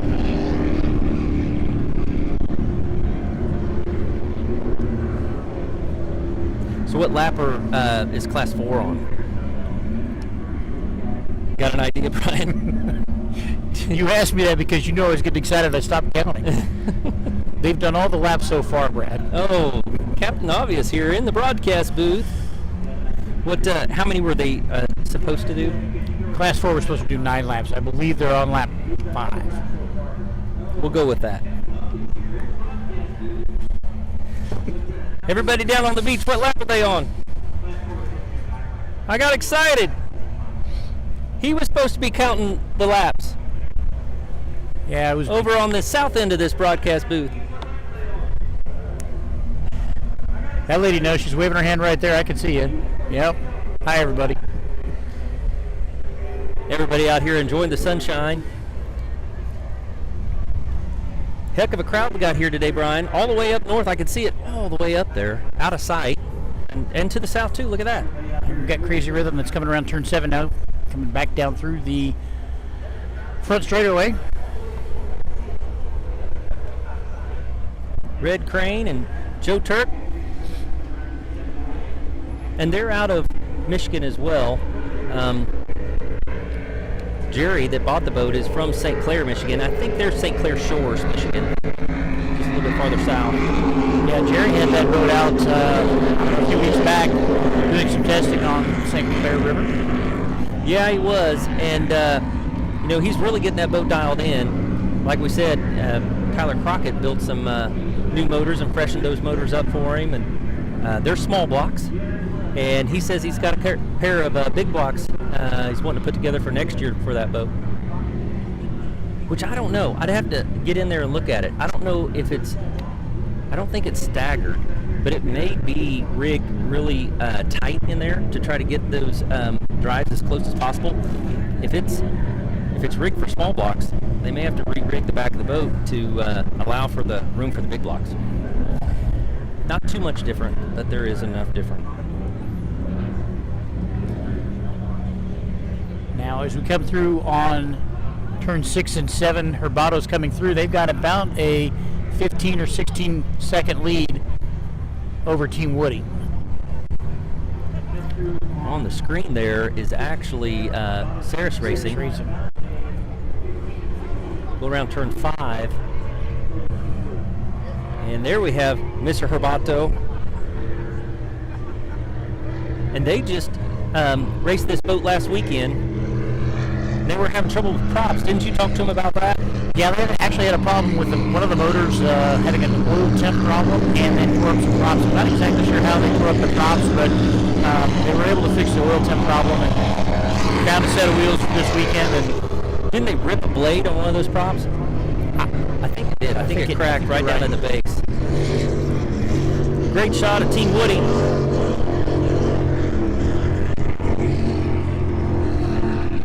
Here's a great shot of and Chad Woody.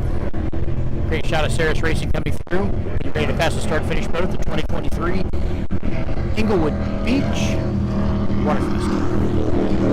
Brought to you by North Myrtle Beach RV Resort. Dry Dock Marina up there. Live from the Steph's Fabrication Specialties broadcast booth here. Proud sponsors of the OPA Racing. Yeah. Great crowd. Great people around here. Very inviting. All these, the bars and restaurants right around the pits. And then the street party we had here the other night was amazing. I can't even imagine how many people were there. It was packed. We didn't even make it to the other end. We did not. Great turnout. Appreciate all the locals coming out there and supporting all the racers. Like we said, if you're walking through the pits, a lot of these teams are selling their merchandise. Grab one of those race shirts. I know that the Guy Harvey booth over here is selling the team or the local race shirts. I think they've sold out, so they're taking orders that you can get online and order one of them. Dry fit, beautiful shirts. I don't know if I've ever seen a prettier event t-shirt. What we got there, we got the drone footage on the back stretch. I believe that's... Is that Herbato? Herbato coming through there. Yep. Just amazes me every time how close that drone can get to those boats. Yeah. Our drone pilot is also a boat racer, so he knows the attitude and the characteristics of these boats, so he can get right down on the deck. Crazy rhythm. Joey Turk and Neil Crane. Oh, it sounds great, doesn't it? Yeah, it does. That's why I was trying to buy those motors from him. I got a boat that runs small box. Help a brother out. He'll make you a deal. Yeah, I offered real money, just not realistic to him. Yeah. I mean, it was real cash. It just wasn't enough of it. That's exactly right. Kate and Keith Herbot. Coming around turn 5 here. Yeah, on the screen there. 67. You want to give everybody the full name of that boat? It is Mr. Herbato. No. It is. That's the name of the boat. Well, Domo Arigato, Mr. Domo Arigato, Mr. Herbato. And that's actually, you're right. That is the full name of the boat. And that means thank you very much. Thank you very much, Mr. Herbato.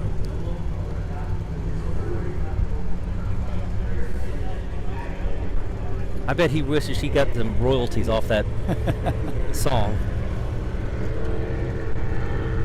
So this boat actually was built to run in the twin-engine Super V class, one of the factory fountain race boats. It was Factory 2 that kind of grew into the canopy boats. They're just getting experience for Cade, and he has gotten a lot more comfortable in the boat and around all the other racers coming up and giving him some advice. We got Saris Racing coming down. They took a wider turnaround, turn 7 there, back through.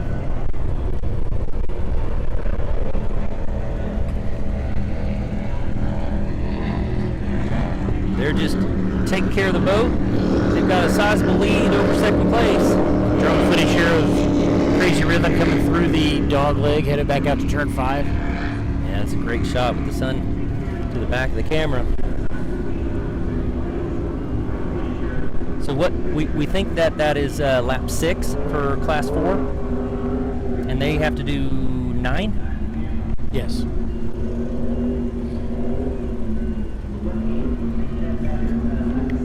We got 3 boats still out there. So I don't see Team Woody. I think that might be them out there at turn 3. Let me get the binoculars out here and see.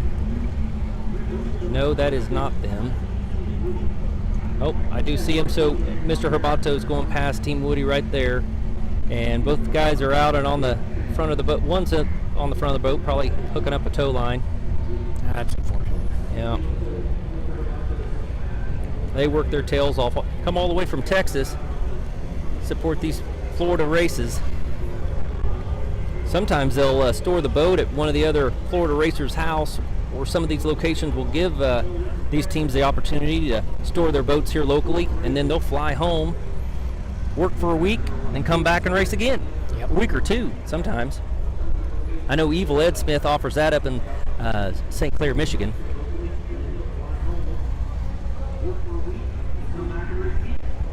On your screen right there is Crazy Rhythm, 28-foot Challenger. Boy, it's got a great attitude for a 28-foot boat. There's a few Challengers around. I've seen a couple of them show up over the years. I saw one show up at a race that looked like a complete stock pleasure boat and just put a whooping on Class B back in the day. Really? To the point where everybody wanted to claim his motors and get him torn down to see what actually he was doing. He let them pull the heads, inspect what they needed to, and he just whooped you guys today.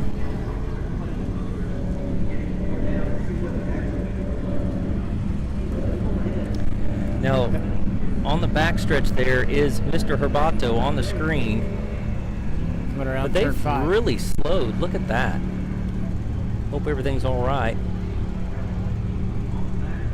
Earlier in the year, he had some drive problems and was worried about finishing out the season. I think he got those freshened or got new drives. Good. Carried him through the last 3 or 4 races. Down on the other end, the safety chopper or rescue chopper is, I guess, maybe just checking out Team Woody, making sure that they're okay. I think they're just towing them over out of the way. Doesn't seem to be urgent care. Got coverage here of Herbato coming around turn 7, back down into the front straightaway from the crowd here, followed by Cirrus Racing.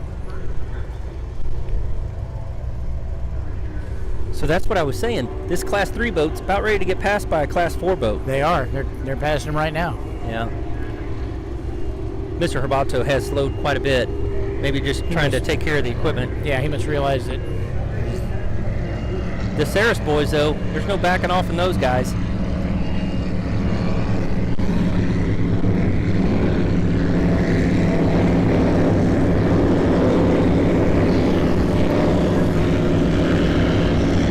Great shot as they come through there with the drone.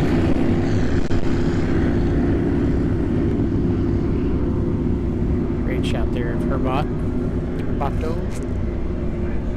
Our drone pilot knows that boat well. Worked on it for years. Been in it, raced it twice. Yeah. These guys are going back down the front straightaway into turn 1.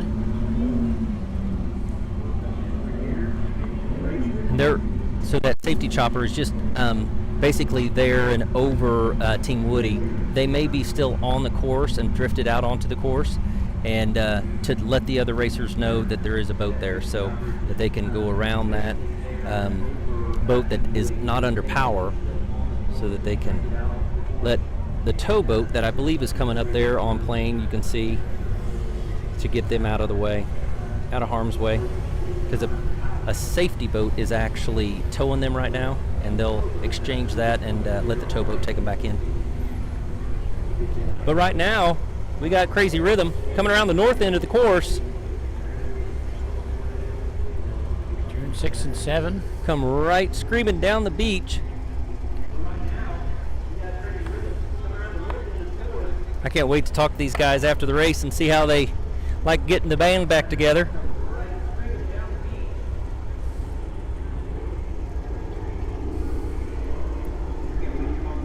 You know that's got to be fun for them. Yeah. That's a heck of a deal. You sell your boat and you still get to race it? Yeah, how do you sign up for that? Yeah. I know when we talked to Red yesterday, he was pretty excited about being back in the boat, getting some sea time back in it. You know, he was, like you said earlier, a little concerned about being able to stay in that bracket, but because he's, you know, a wide open guy, but he thought he could pull it off so far. You know, he's got 49 total checkered flags, so he was looking to get his 50th win, hoping to get it here. He also is a 2-time world champion and 6-time national champion. I mean, the guy has it's amazing all the things that he's done in boat racing. It's incredible pedigree there, for sure. And he's been racing for so long, 45 years, and now he even was racing back in the day where they would race from, you know, like Miami out to the Bahamas and back. Real open ocean stuff. Got a shot of Sarah's Racing coming through turn 5 with the helicopter right over him.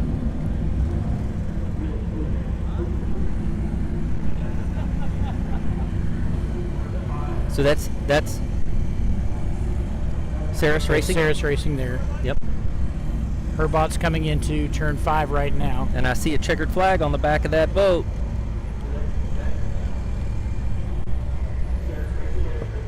As long as everything stays the same, looks like the Sarah's boys are going to be able to take the win here.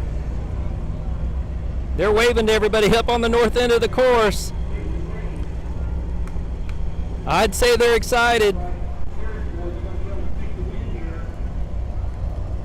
They're definitely waving to everybody. Congratulations to them. They did not get to race yesterday, so this will be for the World Championship. As long as they did not break out, they will be your unofficial winner in Class 4 at the 2023 Englewood Beach Waterfest and the OPA World Championships. Congratulations to those guys.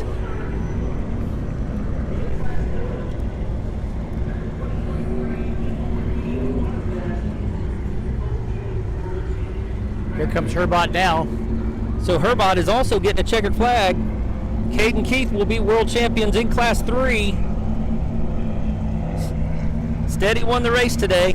You got to finish it to win it. Congratulations to that father and son team. They've had a great year. You know, they have. Had a lot of fun, great year. We've had the opportunity to hang out with them and get to know them over the season, and just a lot of fun.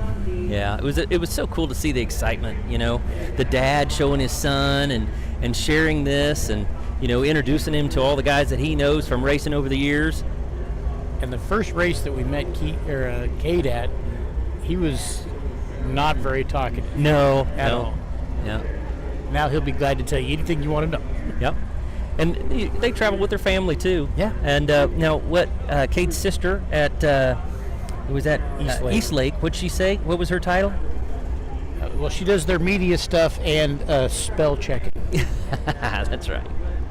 We need her on our team. And the checkered flag is out. To take second place today is Team Crazy Rhythm. Joey Turk, Neil Red Crane, back in that boat again. They're waving to everybody there. Congratulations to them.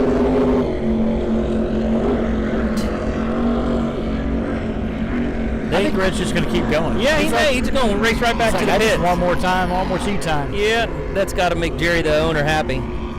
Congratulations to those guys. Such a cool opportunity for us to see them here and race. I remember racing when Neil was out there racing, when I was in Factory 1. So it's very cool to see him out here and doing that. Congratulations again to the Saris boys. They were having a blast out there today. They're going to kind of motor over there, and hopefully, I think they're going to get a checkered flag. I thought they were getting them out. Yep. We got one more race coming up, folks. That'll be the fastest boats of the day with the Unlimited JBS with Jeff Stevenson and Michael Stancombe. There on your screen you have Saris going back to the pits. Looks like Herbots are going to come and kind of give a victory wave to everybody. So in this next race, it was scheduled to go off at 3:15, so I bet we're going to get it off closer to 3. That's Herbots having a little trouble getting on plane, looks like. There he goes. It broke over. I think Keith is all excited and maybe forgot to do a little Trim down there. Yeah. Trim down for what? That's such a cool boat. Yeah. Give them a wave, folks. Congratulations to father and son team, Keith and Kate Herbot. World champions in Class 3.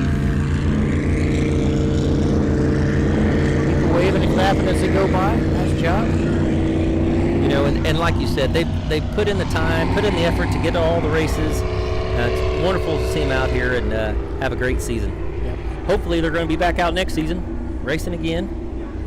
So in our next race coming up, I want to just give a heads up what we're going to have. We're going to have the Unlimited boat, like I mentioned, JBS, with Jeff Stevenson and Michael Stancombe. Then we're going to have the Super Cat, Hancock Claims Consultants. We're going to have Christian McCauley, and Anthony Smith's going to be back out here. He's going to have his 3rd race of the day. Yeah, that's a cool boat. They used to be the old Broadco boat. Oh, yeah, you're right. And then we're going to have the factory stock, which is a 450 outboard powered boat, and it's the Doug Wright power boats with Logan Aiden and Julian Maldonado. So Julian's going to be back out there again. And Logan Aiden, he's one of the young guns in our sport. Yeah. So it's awesome to see. He's had a very successful season. And I think he's, 18 years old, maybe 19 now? I believe so. Yep. And then Class 2, we have the Bat Boat with Elliot Gray and Roseanne Toff. So I see them. They're already up on the north end of the course where the milling circle is going to be. So they're excited to get underway. Ready to go, man.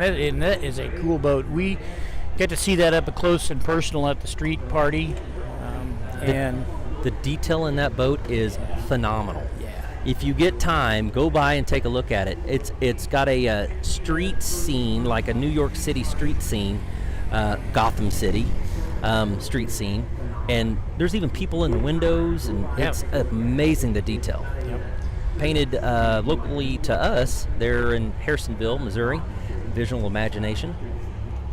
So we've got that next race coming up. We'll probably be underway with it with the next, they've got to get that other boat back there and get Anthony back out here. So probably be about 25 minutes before the next race, the final race of the day. So stick around, folks. We'll be back and have racing action for you here soon. Thank you.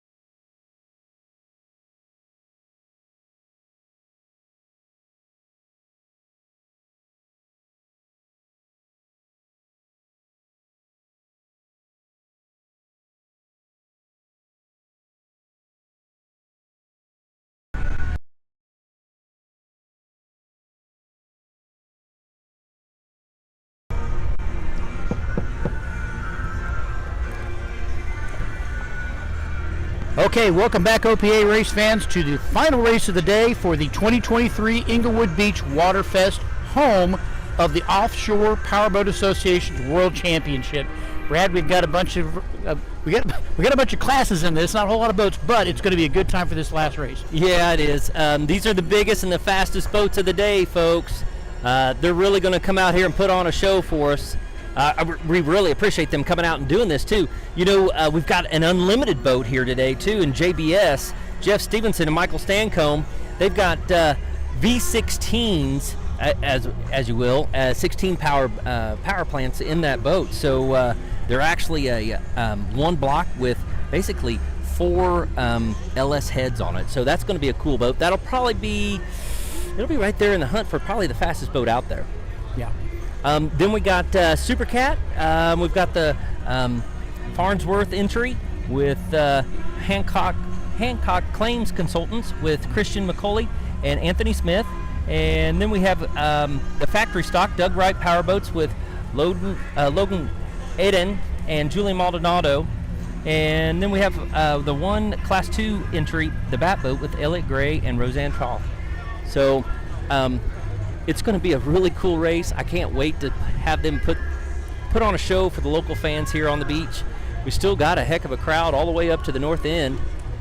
And I know that this is the one that you were looking forward to. Yeah, so, you know, we've got 4 boats and 4 different classes on here, and I think at this point we should just say, you know what, just everybody race, and we'll just call it how it is. Yeah, and so it's going to be a good time. The Bat Boat would actually have a bracketed speed. Class 2, they're 105 breakout, but at this point they can just go for everything and try to chase down that Super Cat. Yeah, running unopposed, so just put it all on the line, sticks in the dash. I think he has 1075s in that, or he did at one time. So, yeah, it's going to be cool. Put on a show for the locals here. We heard it fired up in the pits last night. It sounded healthy. Yeah, it sure did. You know, Class 2 usually would have Team Predator, the big Apache there, but that the family, their other race boat down in Key West had an incident down there, and our prayers go out to Ryan Stallman, and for a recovery down there. He had suffered an injury down there, and so they're not racing here, but they do have the boat on display, which is really one of the coolest boats of all time. I just love those big Apaches. They're awesome. Yeah, it's a cool boat. We also want to give a shout out to one of the photographers that goes to a lot of the races, Ryan Walker. He had an accident on a scooter here in town, and I just saw that he posted that he was released from the hospital. So he's on the road to recovery, and he took a nasty spill. Yeah. So our thoughts and prayers go out to him as well. Both those Ryans, that they're back and going here really soon. Praying for a quick recovery for both. Yeah, and it sounded like Ryan Walker on that scooter, it sounded like it was a nasty wreck there. So not fun. Best goes out to him. Then, we were talking while we were off the air there, and we were talking with the local crew, and they have 580 volunteers. I think we're on the local. Yep, we're back here live local on the beach here, folks. And so if you get a chance, thank the volunteers. There's 580 of them out here supporting you here for the Englewood Beach Waterfest. We got 13 board members too. They're running around making sure everything's getting done. And it's wonderful to have them host this event here in this beautiful area of Englewood Beach.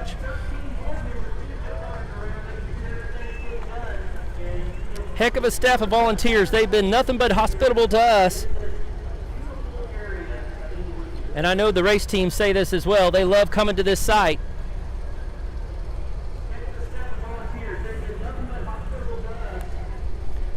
And so for the locals here on the beach, we're going to run through those boats again. So this will be the fifth and final race of the day. These are the biggest and loudest and fastest boats you're going to see here today, folks.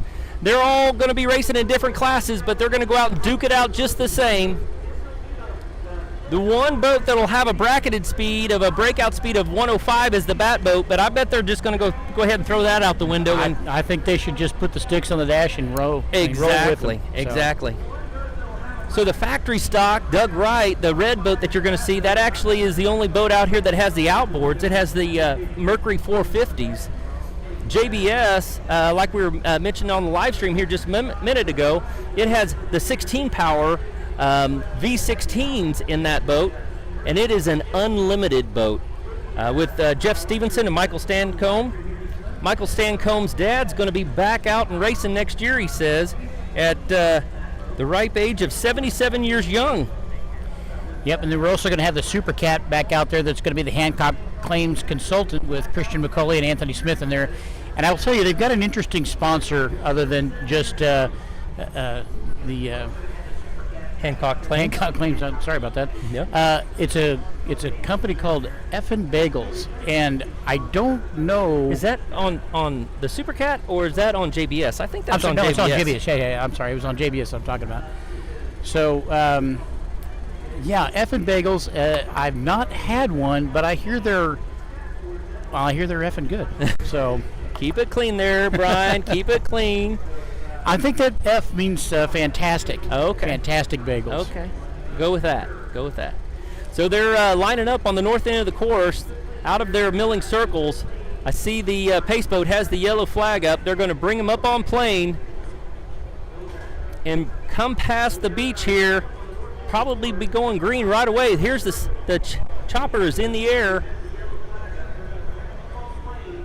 We've got a great shot of these guys coming down the front straightaway here from Steph's fabrication specialist broadcast booth as they get these boats lined up. They're getting them up on plane. So that JBS boat, that boat's capable of, 160 miles an hour? I believe so. Or more. Factory stock, they've been running in the 130s. We're at yellow right now. Super Cat is anywhere 135, 140 usually. That boat is not, look like it's up on plane back there. Still yellow. Green, green, green. We're racing here, folks, for the 5th and final race of the day of the Englewood Beach Waterfest. And you'll hear them roar down the beach. Yeah, and it looks like the bat boat is pulling off into the inside of the course, which is that's a shame. Hopefully it's something simple they'll be able to fix here. Nope. Well, but we're watching down here going into turn 1. They've got to maintain the lanes. They want to be safe as they can going around this first turn. Then they can duke it out. JBS has the inside lane with Jeff Stevenson and Michael Stancomb. Looks like they're checking out a little bit there, Brian. Looks like it. The factory stock of the Doug Wright powerboats with Loden Aiden and Julian Maldonado. Julian was just out here before in the jackhammer boat. They said that Manatee Marine that they run out of is only about, 30-40 minutes away from here. And I see the Super Cat is actually then into second place with Anthony Smith and Christian McCauley. Whoa, some big air there for JBS. Take a little flyer there. Go around the corner. It's always tricky, going around those corners. It's you got to be careful how you hit those. Yeah, and I think these bigger boats are going to take a wider turn around that setting up for the dogleg. Every corner. They're going to go wider and carry the speed around every corner. You're exactly right. As we zoom in there at the dogleg. And we're not close to these boats right here, but I can hear them roaring across all the way across the course.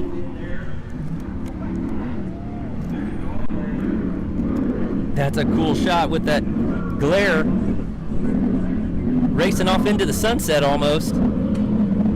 Going past the start-finish boat there on the backside. You can see that there. Now the Hancock Claims boat that's in second place here with Christian and Anthony in that boat, that used to be the old Broadco boat, and it was recently purchased by Wins Farnsworth. Yep.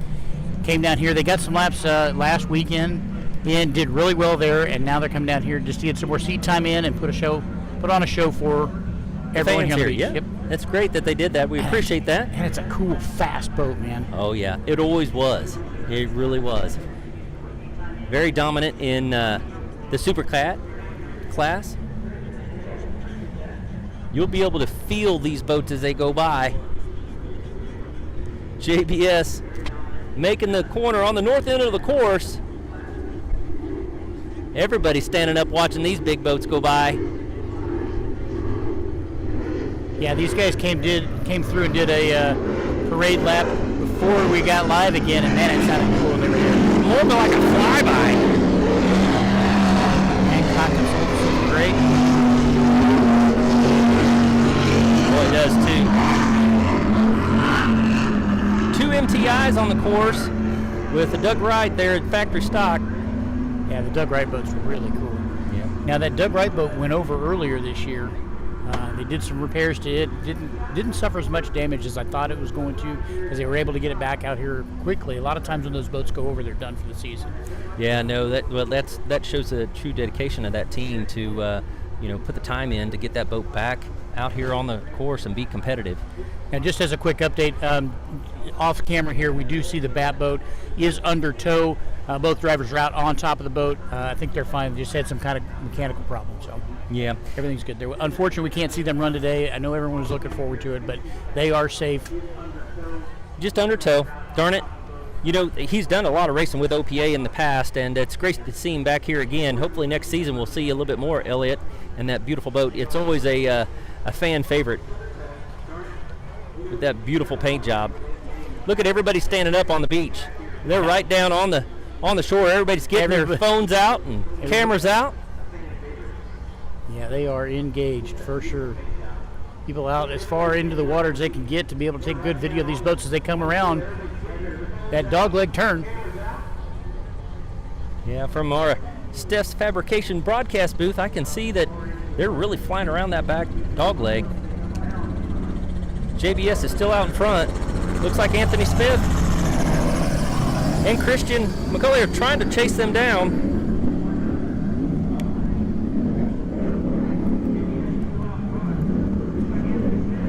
And for a factory stock 450 boat to be keeping up with these guys, that second place boat has about 750 horse to 800 horse. Those are 750s in that boat when Broadco was racing. Now the Supercats have about 780, 790. They've gone to a different head, so they'll be able to freshen those motors up and get a little bit more power out of them. So 450 outboards compared, they're only, 8 4 boat seconds. lengths back? 4 seconds. Right, behind Farnsworth. Hancock claims. Man. And That what's JBS boat the is- power in the JBS boat? Unlimited. A lot of it. Yeah, all of it. All of it.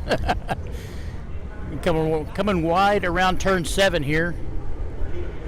Getting close to the beach. Jeff Stevenson. And one of the biggest characters in our sport, Michael Stancombe, great guy, hilarious, should probably be a stand-up comedian. Be better at that than a runway model, that's for sure.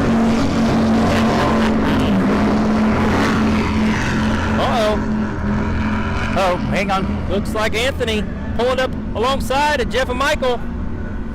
JBS is slowed just a little bit, left the door open. For Hancock claims to get up there.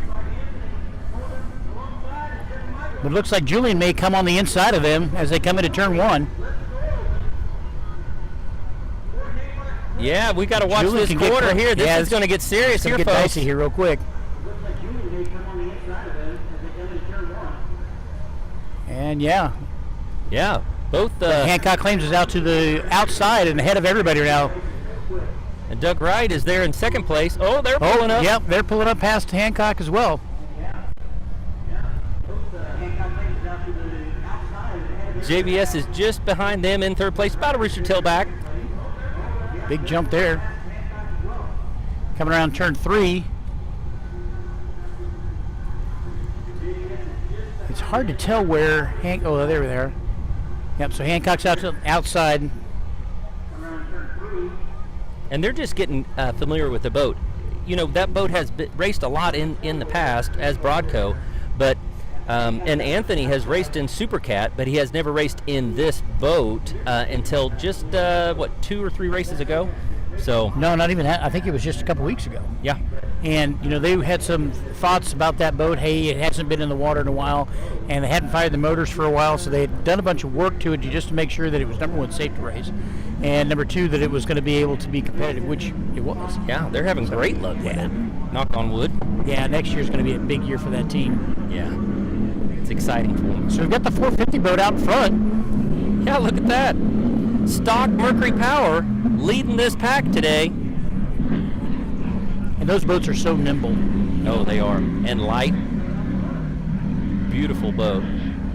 Now, one of the things that Julian talks about also is that, some of the electronics that they use inside the boat actually can tell them how to make that course as short as possible, lap over lap over lap. Oh, really? It's getting pretty technical in our sport these days. These guys are on top of that, for sure. And it'll tell them real time if they're on the right line or not? Yep. Wow. Cool technology, that's for sure. Coming around the north end of the course, what is turn 7, you have the Doug Wright power boats with Logan Aiden, sorry about that, and Julian Maldonado out in front with JBS just on the inside in second place. Yeah, third place would be Hancock Claims. Yeah, so they're kind of just trading back and forth here, duking it out.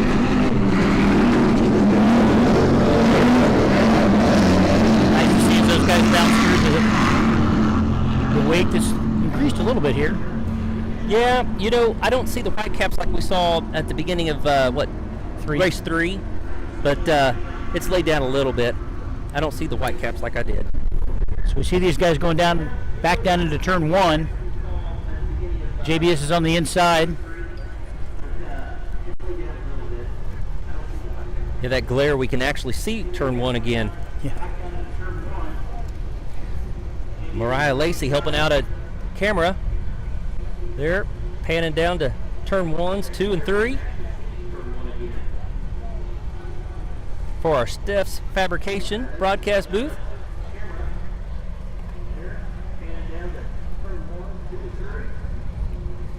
Going out towards turn 3. Looks like, let me see here. Is that JBS in the lead again? It is. JBS is in first.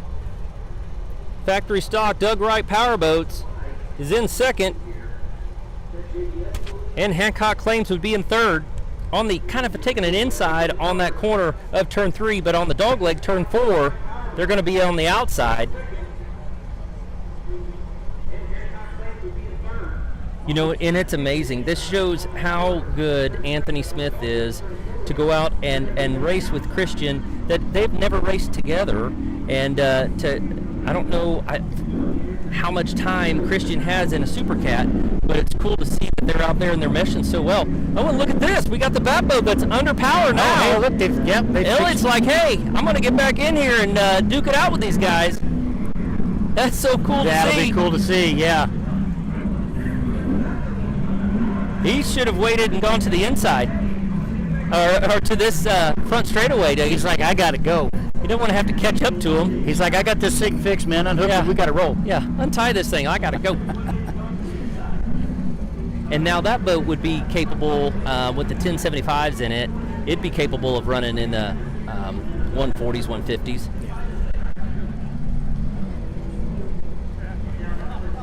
Coming around the north end of the course, JBS is out in the front with Jeff Stevenson and Michael Stancombe. Logan and Julian go wide on the outside. Christian and Anthony cut to the inside of turn 7, heading down there.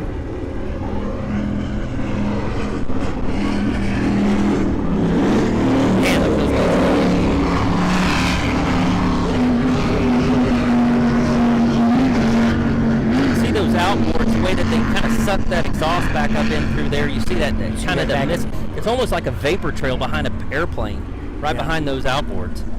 And here you have it, folks. One of the favorites here is the bat boat. Everybody loves seeing that down at the street party. Elliot, Gray, and they're waving to you right now, folks. How cool is that? Hey, Roseanne.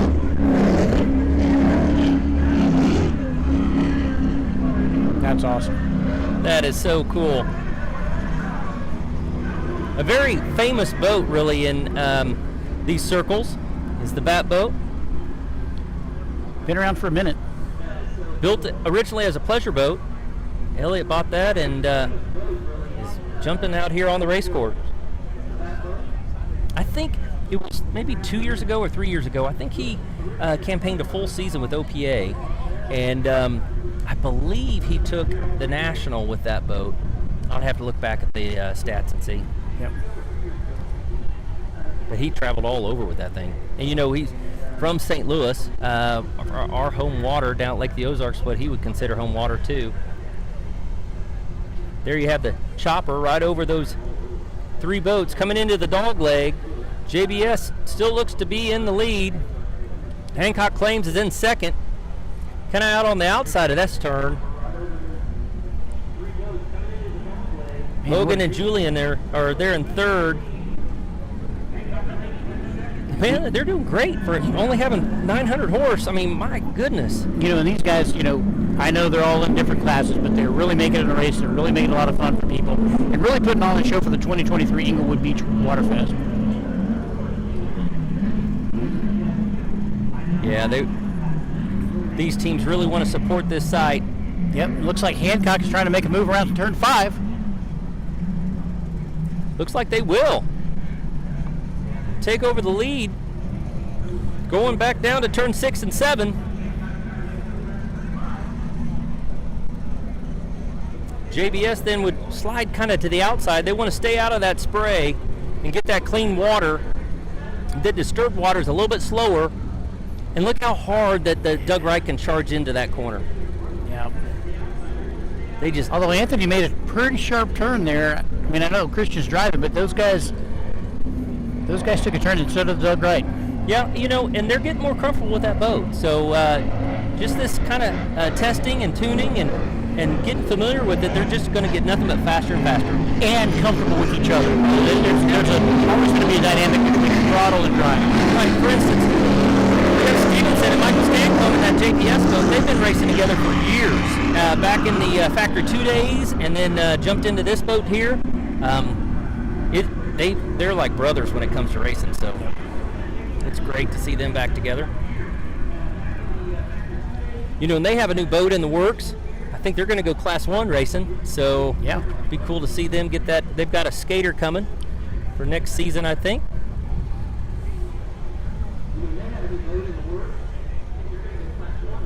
And they were racing that boat in Class 1 as kind of a grandfather boat, but now with the 1100s, they are building a new boat to run the 1100s to run in Class 1. Got a great shot here again of the Bat boat coming down through the turn, and right along the beach. Elliot Gray, Roseanne Toth, I'm sorry. He's not getting all the RPMs out of that. He may be just taking care of it. I don't know. I'm just glad they're back out there. Yeah. Cool to see. Put on a show. Everybody's out there with their phones. Look at that. We haven't had this many people standing up all day. Yep. Hancock Claims, first around the corner on the backstretch, in the dog leg. Ooh, airing it out there. Side by side is the Doug Wright and JBS. All three of them kind of aired it out past that dog leg there. I think there must be a little bit of a roller there. Yeah, you can see how light that Doug Wright is. Yeah. I mean, they're just flying that thing.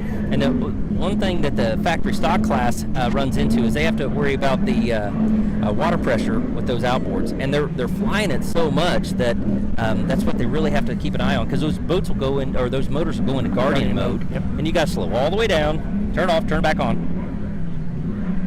And you would think that, well, to just reprogram that to, you know, take that away. Well, you can't. Yeah, Mercury's like, nah. Yeah. No, you can't do that to our motors. Not going to happen. And have it called factory stock. Yeah. Beautiful shot here that we've got from Steph Fabrication broadcast booth as the boats come into turn 6 and 7. Coming back down the straightaway here. Steph Fabrication, for those of you who don't know, design and produce race-proven oil pans that meet or exceed many requirements and configurations for today's powerboat racers. Right, and so like this boat coming right here, Broadco, the old Broadco boat, now the team's Farnsworth, Hancock Claims Consultants, they would have that kind of equipment in their boat. Okay, now we got the Doug Wright boat that's slowly pulling off the course here. They may just be calling it a day. You know, and Steph's also can make anything fully custom. So those motors basically in JBS are fully custom too. So they could make any kind of oil pan or anything that they would need for those V16 power plants that they have in that monster of a boat. Yeah, a lot of custom R&D work from those guys on what racers really need, not just for power boats, but for any type of racer. Doesn't matter if it's boat, motor, drag racing, whatever. They do a lot of stuff with the drag racers and circle track racing and all that.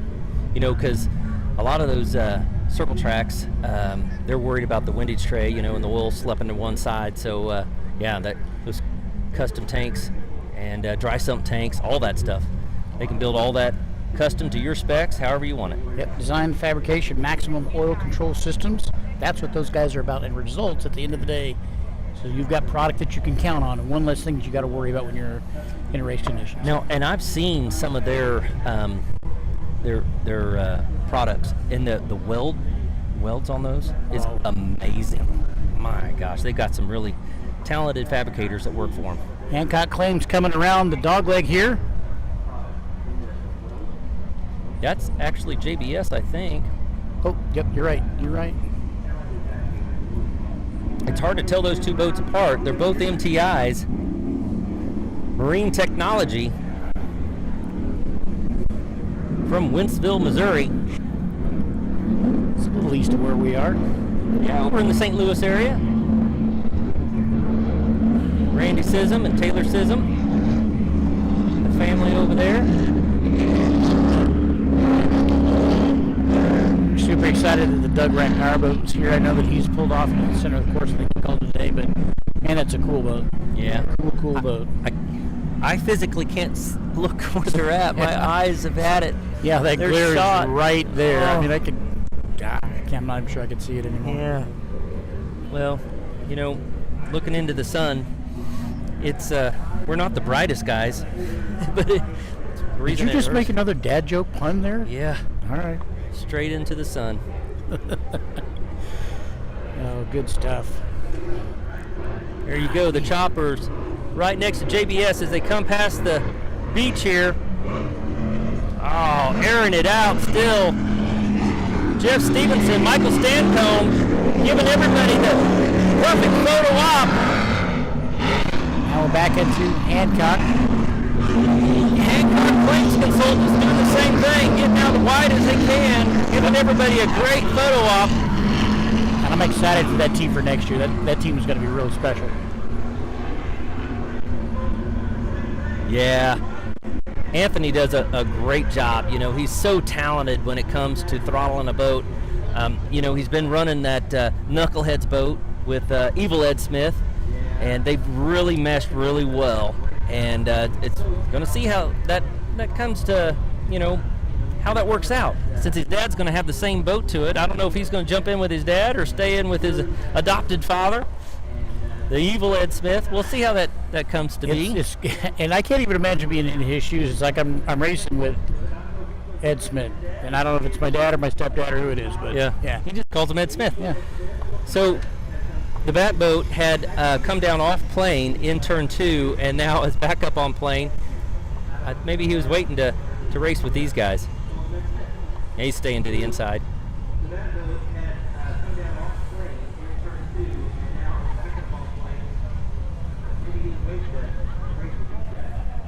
JBS looks to be out front still, going around the dog leg. Yeah, it's sporty out there. Nothing like yesterday, but yeah, these boats would have really struggled yesterday in yesterday's conditions, and I'm glad that we have much calmer seas today. Yeah, able to get all 5 races in today. Yeah, that's great for the 2023 Englewood Beach Waterfest, Brett. Lots of fun here we've had all week so far. Yeah, presented Good by time. North Myrtle Beach RV Resort, Dry Dock Marina. And Steph's Fabrication Specialist. Yep. All the local spectators here coming past our booth. Make sure they say thank you to all the volunteers that help out, all the local board members that help put on this awesome event here in Englewood Beach. Yeah, they're going to do a presentation later tonight that's going to have all of the awards and everything like that. And Yeah, I believe the award ceremony is at 7 o'clock tonight at the Sandbar Tiki Grill right over here behind us. They're going to have to tabulate all the points and get the GPSs downloaded for all the bracket classes to get the official finish and crown the world champions here for the 2023 OPA World Championships. great view here of Hancock coming through. Yeah, that's great shot. You know, these guys are just running out. They're like, hey, we've got all winter to fix it. To quote my dad, that's what he used to tell us. Go all out at the World Championships, boys. It's the last one of the season. You got all winter to fix it. Wise man. Yeah. The owner of the boat, when he told me that, didn't. He was like, wait. What are you telling your son? That's my throttle man. We don't need to tear too much up.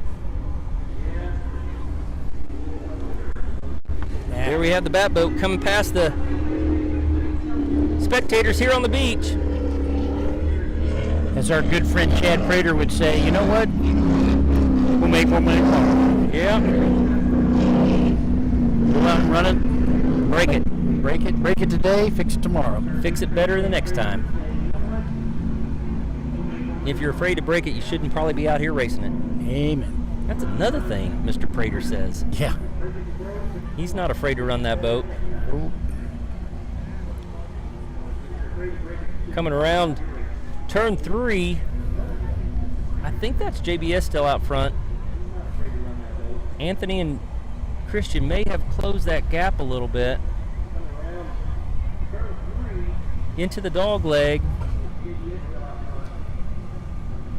Yeah, and looks like Hancock's going to cut in early or close to the pin, trying to make up a little bit of speed on him, a little bit of they're just distance. They're right there in the rooster tail. We're going to get another lead change? Oh, I can't look in that sun. I don't know. Looks like Look at the screen GPS is instead. blown away, yeah. Well, the screen's kind of washed out too, unfortunately. As we go right into the sun, this late day Florida sun, it's beautiful.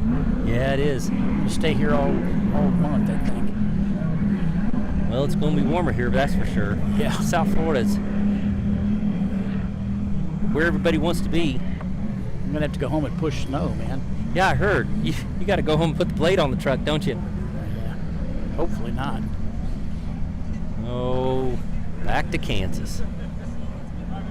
Hancock's coming on the outside, yeah. They're side by side going into turn 6 and 7.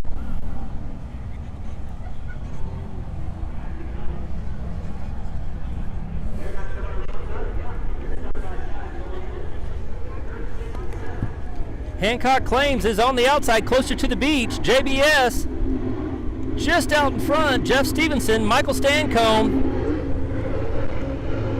That's a great photo there. Side by side.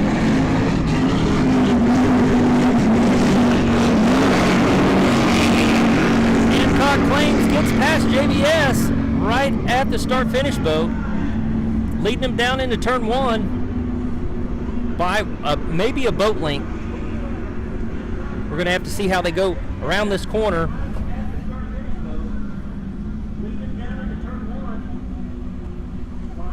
You know, we were lucky this year. We didn't have any buoys today float out towards Cancun. Yeah, we were worried about it tomorrow or yesterday, but yeah. Yep.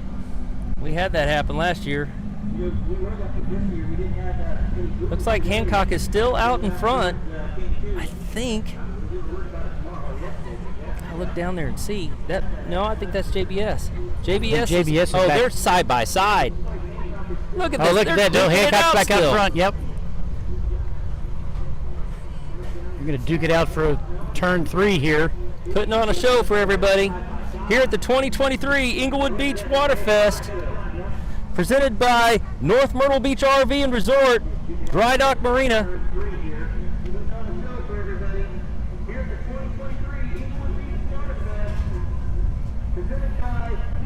We're going to come in tight here to this dog leg. Yeah. Well, look at that. That's kind of... they're still after it, dude. They have not backed off a bit. They may have made a bet between each other. You know, yeah, that's serious. Yeah. Uh-oh. Dropping the hammer. JBS is like, hey. Play around, but we got you. That's right. These guys coming out of the glare here across from Steph's fabrication broadcast booth. Here comes Elliot Gray in the bat boat. It's hard to, with the sun behind that boat, you can't see the detail on that paint job. It doesn't give it justice. So JBS is out in front of Hancock Claims, coming back down into 6 and 7. And I think JBS is faster in the corner. Well, but I don't they know. have almost double the horsepower. Well, I know. I would hope. But it's tough to get that big boat around the corner. It's not quite as nimble as the Super Cat. You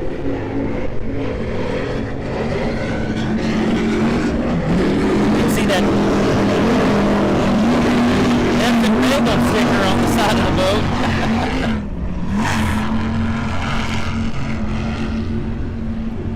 As they roar past the beach here. Putting on a show all the way down to the south end of the course.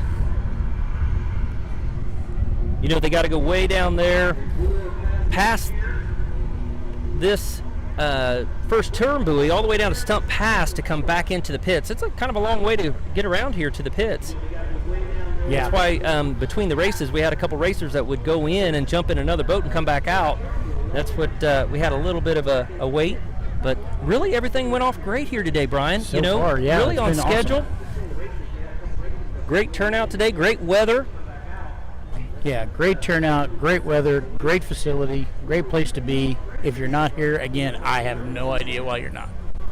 I'm getting a heads up from our friend Eric Colby, and he's saying that JBS is not going Class 1. They're going to turbocharge these V16 motors and go stay unlimited.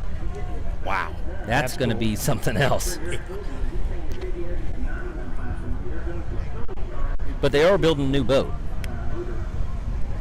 You know, that I have no idea how much power they're going to put into that thing at that point. An unlimited amount, maybe? No, thanks. Yeah, see, that's the dad joke coming out in you. Look at that. You're rubbing off on me, man. I got to get out of here. That's painful.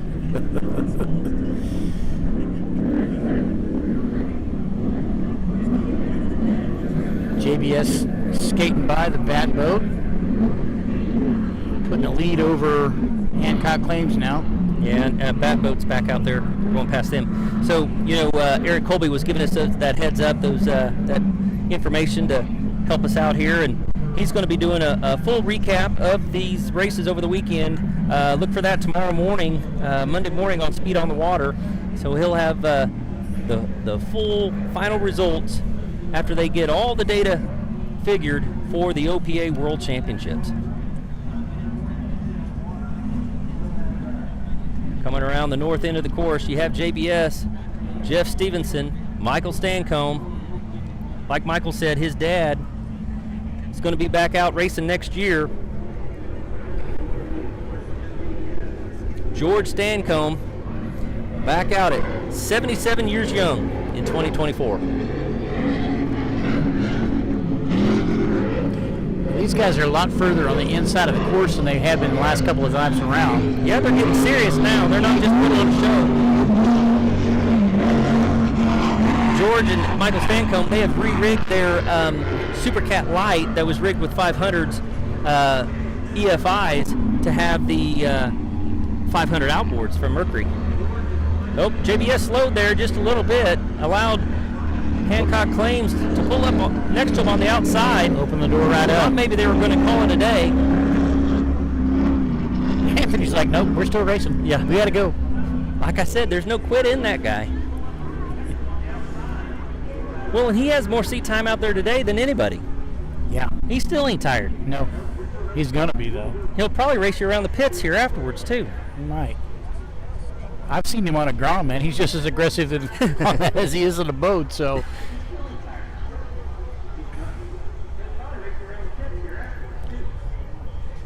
Glad I'm not paying for his insurance.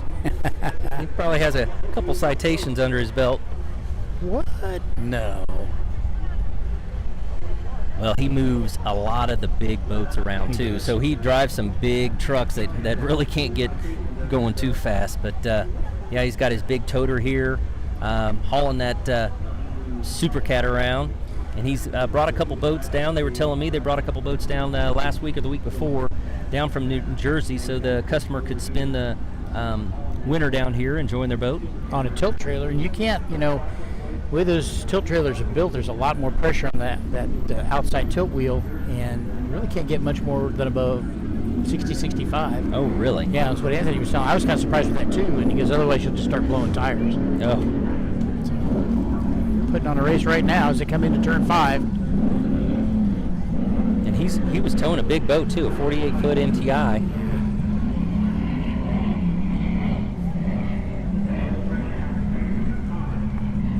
JBS on the inside, going around turn 5. Hancock Claims we can't even see them because they're right there on the outside of JBS. Oh, pulled just out into a lead, just a little bit going into turn 6, turn 7. Well, it'll be interesting to see if JBS pushes him far outside to the beach. And that sun is right there behind the start-finish boat. I won't be able to tell if there is a checkered flag on that or not. I can't tell yet either. I think we're on lap 2. I want it to be lap 2. I don't want the race to be over, Brad. Well, unfortunately, it is not lap 2. These guys are still hard charging, going right down the beach. Still rolling. Look at that. Great shot as we see those boats go by and get them completely out of the water. See all parts of that boat. Hear the crowd roar as they go past. And we still have a lot of people on their feet taking pictures, out in the water, watching the boats, having a great time. Yeah, they came, Hancock Claims, they came pretty close to those buoys, not really buoys, but poles out there marking the swimming area. Kind of sketchy there. But they wanted to put on a show for everybody down there on the beach. That was a salute to you. Yeah.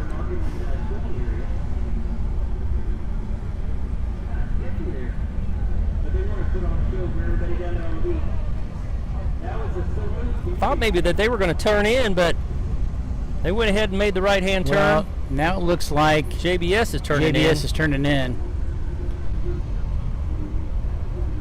Looks like Hancock as well. Looks like they've decided to go in at the end of the course here. Call it a day. Call it a day. On your screen, you might see you have the bat boat with Elliott Gray, 211, finishing his race for the day as well. That would bring us to a close, really, Brian. That's going to be the end of the 2023 Englewood Beach Waterfest and The end of OPA World Championships. into the OPA racing season. Yeah, it's been a great season, and we were lucky enough to help out with OPA and the broadcast team and the live stream team. Producer Nick Smith, assistant producer Cody Sisk, and we got our the adventure hunter Doug Vance out there on the camera on the beach. He did a great job today, and Mariah Lacey over here on the tower cam. My buddy Brian Baldring, along with myself, Brad Harrington. We want to thank our local emergency services, the police, fire, and EMS, all the 580 volunteers, and the United States Coast Guard, and all of our armed men and women of our U.S. Armed Forces to keep us safe and enjoy these types of freedoms that we can enjoy here in the beautiful USA. Anybody else that you want to thank, Brian? You know, I got to thank everybody that came out, all the spectators, all the fans that support the race. If you're getting ready to leave here, don't forget to stop by the pits, say hi to your favorite racers. They're here still. They're going to be here asking, you can ask them any question you want. You can talk to them all day long. And then we'll be getting ready for the award ceremony 7 o'clock tonight. Yep. They're going to have to download all the data and get all the results. We'll have all that tonight at 7 o'clock at the Sandbar. Yep, and I would like to take just 1 second to say thanks to my buddy Brad Harrington for inviting me along and helping him all season this year, and hopefully we get to do it again next year. Had a great time, man. I sure appreciate it. We did have a lot of fun, and thank you for coming along, tagging along, and helping out, and being able to jump up on here. It's so much better to have somebody on here with me to be able to banter back and forth and kind of explain it to you and everybody else. So thank you, everybody. We see the fans leaving the beach here. Thank you very much for coming. We'll see you next year, folks. Join us for the 2024 Englewood Beach Waterfest. We'll be looking forward to that here in just a few short months. Thanks, buddy. Thanks, buddy.